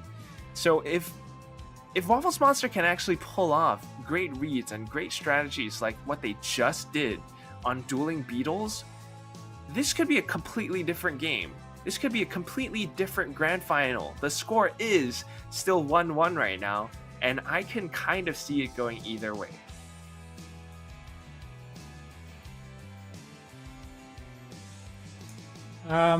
Yeah, like it is. I think it really depends on the maps themselves, right? So, uh, of the map pool, of the 7 maps potentially that we have, there's only 5 in this map pool, and so far, I just have a double check. Of the 5 maps that we have, I think Ring of Fire, Doing Battles. 3 of these maps are basically single point maps, which definitely are more towards Team Flash's kind of modus operandi, towards their kind of style of play. But early on, Waffles Monster with the initial push will bring it to 21 to 8%. But now Team Flash are going with the counter attack, and now they're starting the cap. Well, just as he said it, they start to get back in the cap, but Waffles Monster are pushing in as well, but ooh, response, perfect read, pushes, well, not really pushes, but leaves himself all the way to the back, and then comes in with a straight shot using his super, gets a double kill. The respawn comes in from Waffles Monster's side, but Response is still alive and able to dish out damage. Builds up back towards his super, maybe another double kill? It's kind of even back and forth right now, but Stitch and Coutiers need to be the ones to step up as well. I mean, Response can't be doing all the heavy lifting. They're trying to connect their shots, trying to take the Waffles Monster players out, but in the midst of all that, I mean, it just happened. No Pink connects a shot onto Coutiers. He's gone, and guess what? 85% up now for Waffles Monster, and still counting, 90% in fact. Because look at where No Pink is.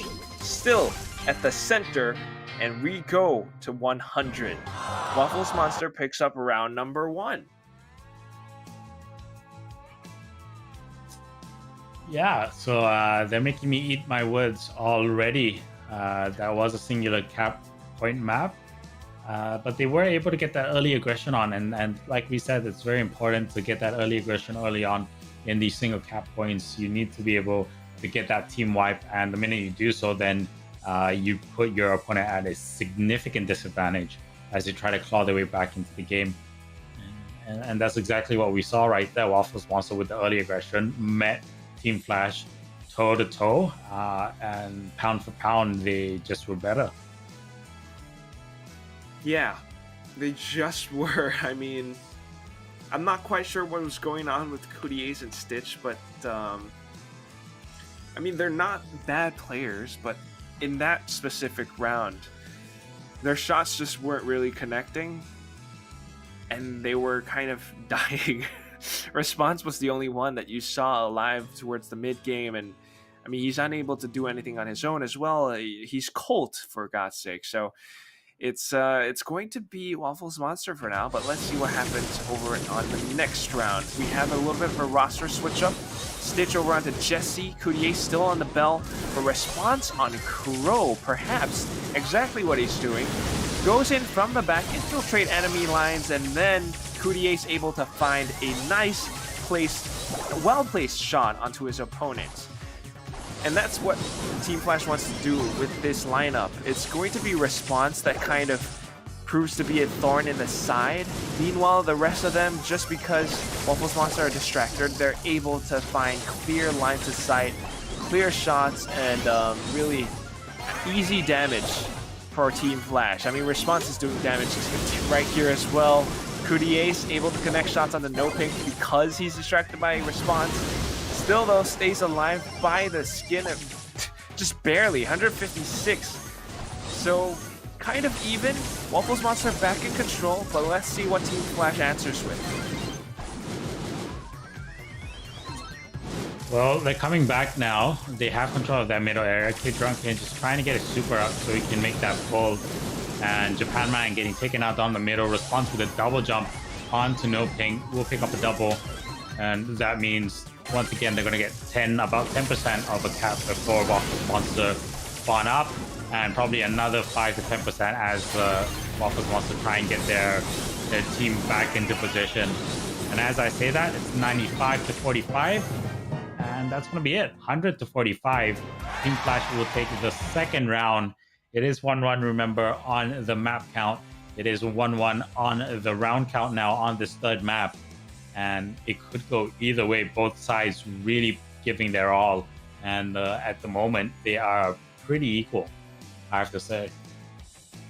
Fairly equal, but you're starting to see it's the meta game, the rock, paper, scissors stuff developing again. I mean, Team Flash at the start, you know, maybe they throw out the wrong hand, they lose.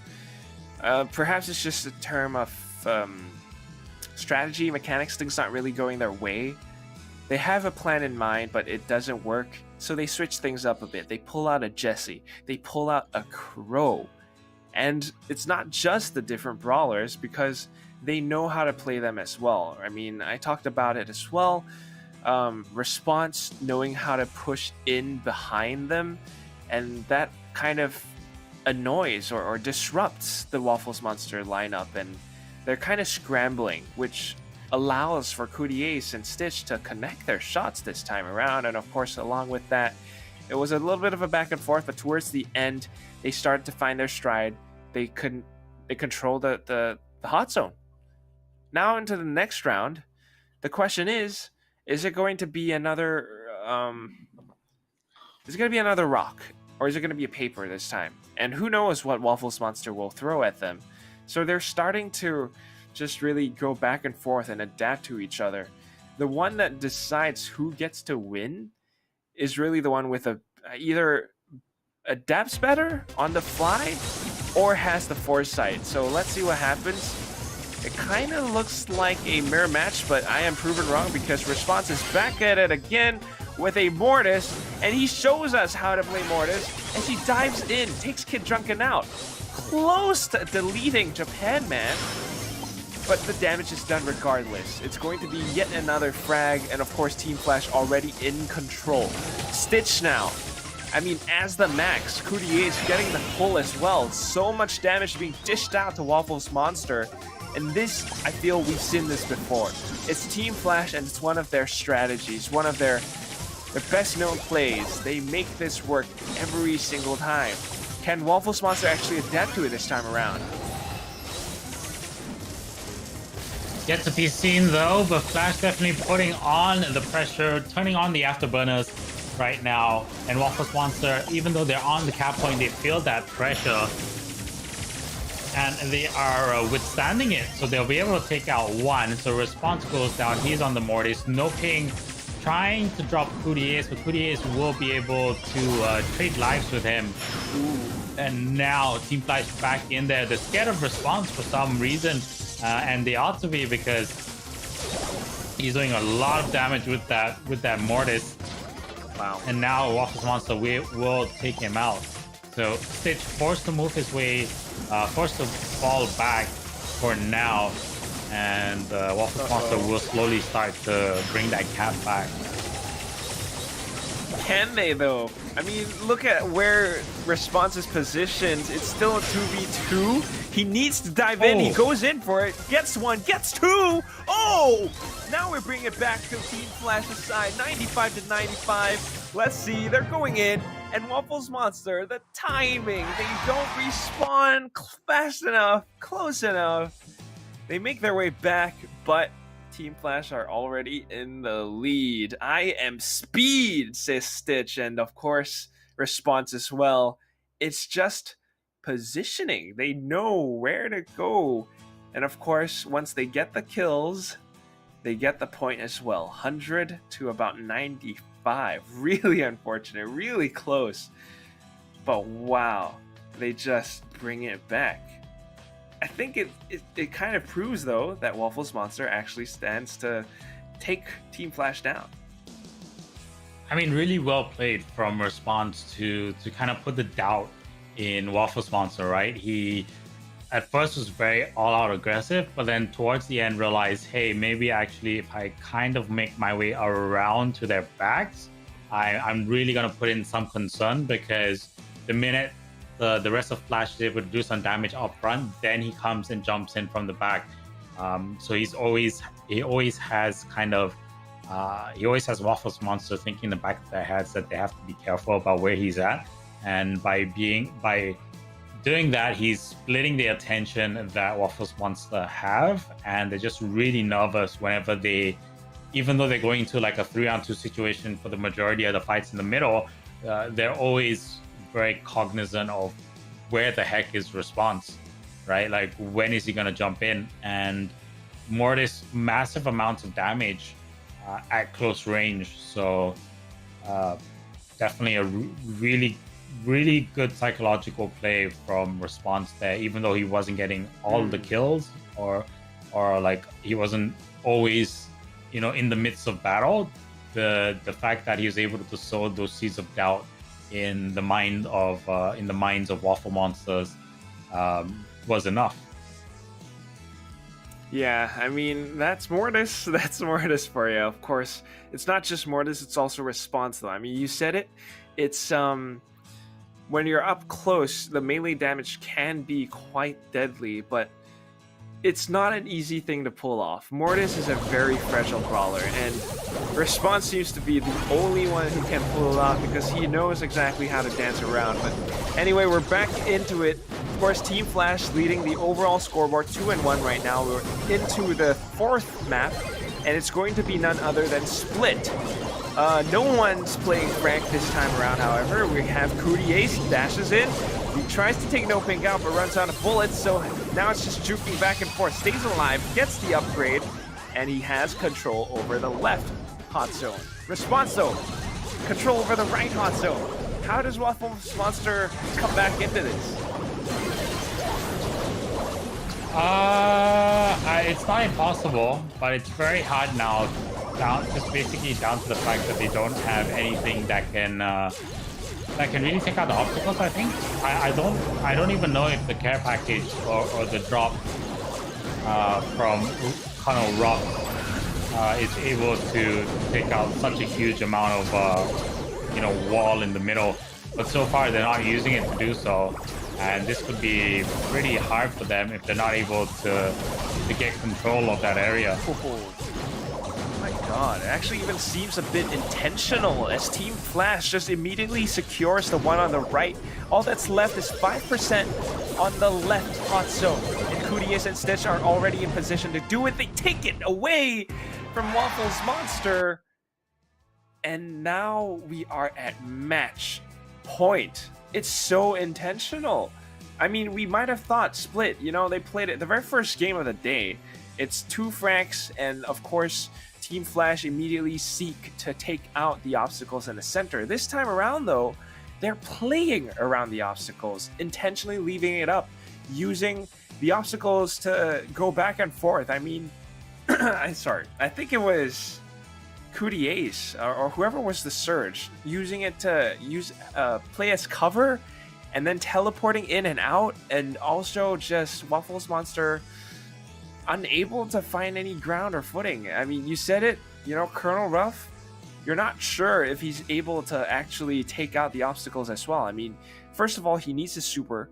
Second of all, he needs the accompanying star power, the one that can actually take out obstacles as well. Because if you don't have that, your care package only just drops down and does damage. It doesn't take obstacles out. So, very close, I guess. But it's great plays from Team Flash now. I mean, they have the strategies, and they are forcing Waffles Monster to react to them, which means that Waffles Monster are reactive, but Team Flash are proactive. This time around, let's see what happens. Kid Drunken pulling out the Frank takes Response out of the equation, and Stitch trying to stay alive, unable to gain any control. Waffles Monster looking very good. They are looking excellent right now, and they're not having too many issues. So they'll be able to take it at right point pretty quickly and pretty easily as they get to 60% now. So again, just showing that early aggression is so important, especially when it comes to those caps. Noping more or less has that left side down Pat right now. I don't know why he's so scared about Response, why he's not going for the shots and he's just running around. But that's going to allow Response to take him out and continue that cap on that left side. Stitch is on that right side as well. So both are really continuing, you know, this advantage that they have, and they're whittling it away at Waffles Monster. And somehow Waffles Monster have been wiped. So Team Flash are in position to kind of take this. Drunken coming through. Response will be taken out by Drunken, and Waffles Monster will sneak in the win at the end. But curious, they almost dropped the ball right there. Like, I thought once Response got that kill onto the Colonel Ruffs, it was over. But for some reason, Flash just couldn't get into position to cap that left flank. It was a really weird round. Yeah, it really seemed weird at times, but I think it's maybe largely due, in fact, to Waffles Monster adequately. They respond perfectly to what Team Flash had in store for them, and that's, you know, Response playing the Mortis. Yeah, it might have worked the first few times, but now Kid Drunken's gonna respond in his own with playing a Frank. I mean, it's kind of like a fly to a fly swatter.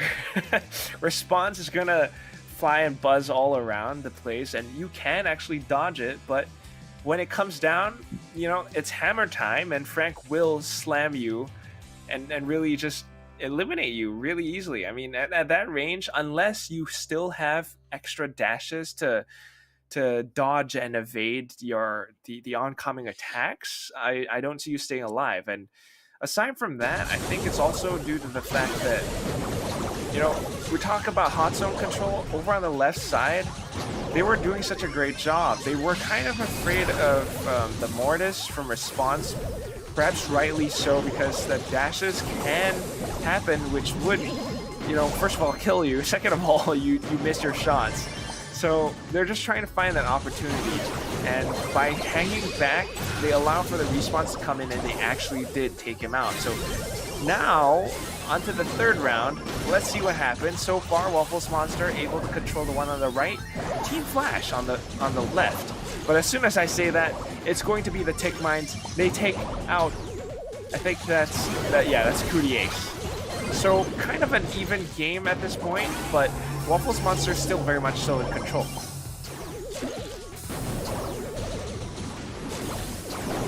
(49-65). Waffles Monster are capping continuously. Seems like Flash kind of are too they're too reliant on having like majority control rather than slowly making progress, and that's allowing Waffles Monster to kind of still keep this lead even though they are getting taken out. So 92-77 now.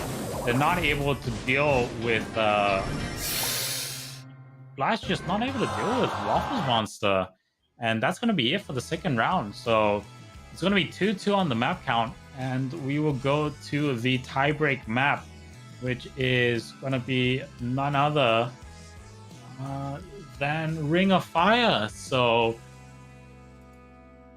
common sense and general stats would say this is, you know, Flash's like cup of tea and it's their game to lose.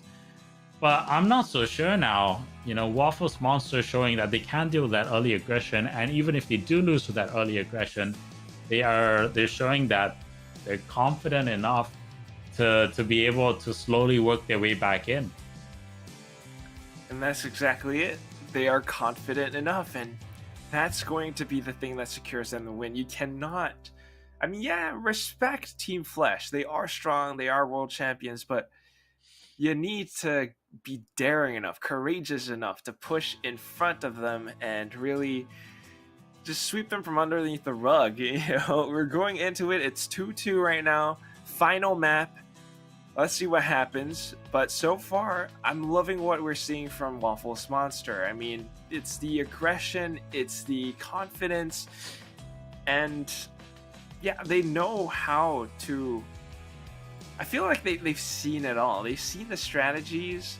It's just a matter of knowing which one that comes at them, and then they have to react appropriately. If they have the wrong brawler composition, then it's just unfortunate. But if they have the right ones and they position themselves correctly, it's pretty much Waffles Monster, and they know how to play it. Ring of Fire though, it's the singular map point, man, and that's the one that you said Team Flash kind of favors this.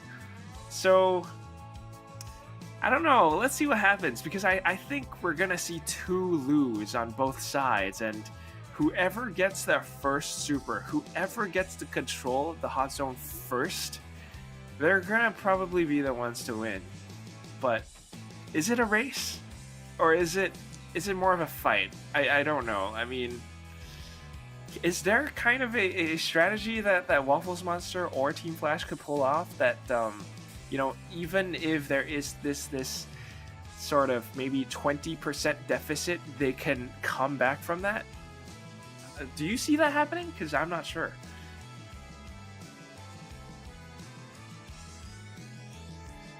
I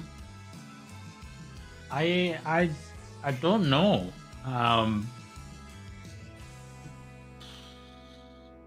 Waffles Monster could take this. I don't doubt their ability, and I think maybe now is a good time to have a look at stream chat. And so, as I say that, we go straight into the game. But so far, no kind of predictions from stream chat at the moment. But Team Flash up to a early lead, 10% already, and they are able to pick up a double on Waffles Monster. Whoa. Yeah, it's already a wipe. I mean, it was a double at first, but just look at how Response and Couturiers are playing in tandem with each other. Couturiers right by the center, Response over by the left. Whoever tries to challenge them have to face these brothers in arms, and two already gone. Now Kid Drunken falls as well. The super is up, and so is, the Team Flash score. It's going to 70% pretty soon. Response just showing off at this point, has the supers, deploys it again.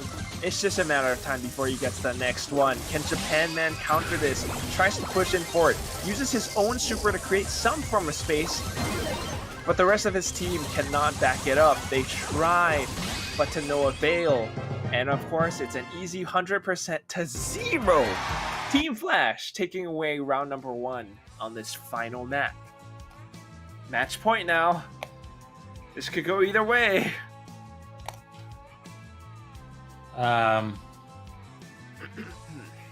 Yeah, like it's rough, it's hard, and I think this strategy has been very transparent, so there is no real reason for anyone to be caught off guard of what Team Flash are doing, because they've done this on this map many times over through the whole cup this today. So should be able to counter it, but at the moment, like you said, just even with a mirror matchup, Team Flash seem to have this strategy pat down. Yeah, at this point, Ring of Fire, you just know it's going to be Lus going at it against each other. The question is, how do you either counter the Lu plays? Do you disable him somehow, keep him trapped? Or is there a better option? Is there someone that can actually just do so much better than Lu ever will? So far, it doesn't seem like there is an answer to that. I think that both teams are going to go with Lu again. It's just the strategy becomes, how do you challenge the Lu? How do you keep him at bay, meanwhile go in for map control? Because it's something that Team Flash is so damn good at. Response as Lu, pops the super again and again. Meanwhile, you have Couturiers as Bell. Not only is he connecting his shots this time, he's also placing those traps, which means even if you do somehow get past plan A, Team Flash has a plan B in mind, and Waffles Monster are just struggling. I really think it's a bit of a race at this point, because whichever Lu reaches it first, whichever Lu gets the super and controls the hot zone, they'll be the ones to win.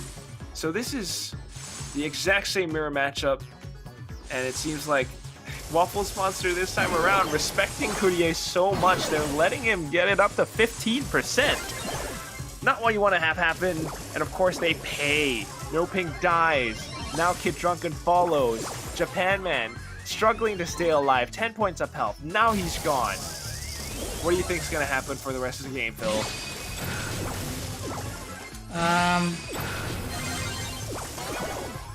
I mean, Waffles Monster now starting to make their way in, right? Like Japan Man, he's able to rank up. He needs to stay alive. As long as he doesn't get taken out by Couriers, they might have a chance. But Stitch is alive as well behind enemy lines. No ping. Gets a snipe on Couriers. Japan Man on to respond. So now I think they could have a bit more of an advantage. They have control of that middle area. But back into a Couriers with the snipe onto no ping. Japan Man's gonna go down pretty soon if he's not careful. Stitch with the rank up to that sergeant, and no ping once again getting the snipe. But the problem is, even though he's getting a kills, he's not able to get onto the cap. And luckily for them, Kid Drunken able to pop the super down on that middle area. So Flash only gonna be able to get a couple of percentage points up on that cap, and so. As I say that, Japan Man ranks up, Stitch ranks up as well, and both of them get taken out.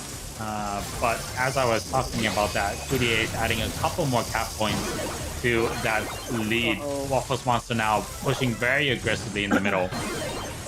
And it's neck and neck. Neck and neck, but Stitch with that one teleport takes out another player, and now they're back in control. Team Flash again going it up to 80%, maybe 90 pretty soon. Stitch is just teleporting and upgrading all over the place. They can't deal with them. In fact, they take Couriers out, and once Stitch is left alone, Waffles Monsters start to come back in. The super gets deployed though. One gets frozen. It's Response who gets taken out. 70% and still counting. Both teams unable to push in. Courier's trying to do what he can to secure the kill. He gets Japan Man out of the equation, but Stitch is still alive. Oh, this is Team Flash written all over it.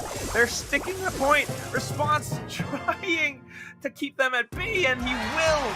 Waffles Monster unable to push back in.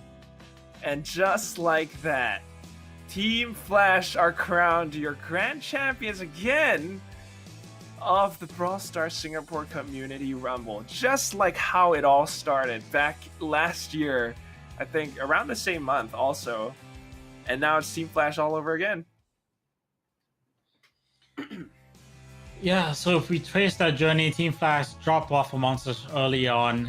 Waffles Monster early on 2-1, took out Podcast 3-0, and again dropped the 3-2 to be crowned your grand champions of the Brawl Stars Singapore Community Rumble June Cup number 1. Waffles Monster, commiserations to them. They come into second place. They'll walk away with $300 in cash. But Podcast will come in third, and they walk away with $150 in prize pool money. Team Flash, though, means they walk away with $550 and the grand champion title. So what a day it's Grand been, champion. Quack. Yeah, it's been chaotic, it's been crazy, it's been Brawl Stars, and of course it is Hot Zone as well. So that's what you want to see. I mean, Team Flash, they brought it really, really close, but of course they're the ones to bring it over to the edge. And Waffles Monster, I mean, you can start to see it. This is one of those few times. I mean, when we first started this Brawl Stars Singapore Community Rumble last year, Team Flash, or I think they were known as Team Force back then, they just went in 3-0 all the way. Not a single team was able to, take a round off their scores. But now, Waffles Monster actually making it as close as possible, pushing us all the way to the final map. And I think that is awesome to see. It's the growth of the community, not just in terms of strength, but maybe numbers as well, because we're seeing new teams and more players coming in. Indeed.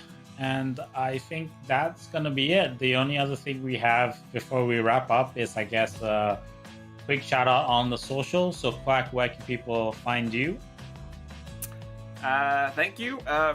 You can find me at Hey I'm Quack on Twitter, on Instagram if you want. But, what about you, Phil?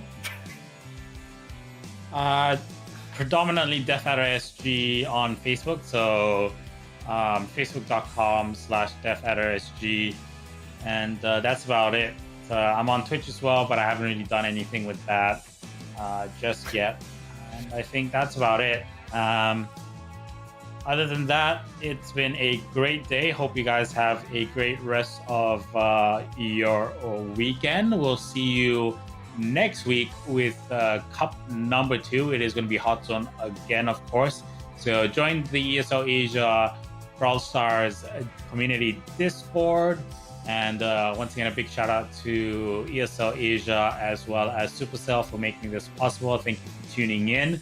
Big shout out to the production team today as well. And we'll see you bright and early, 11 a.m. next Sunday.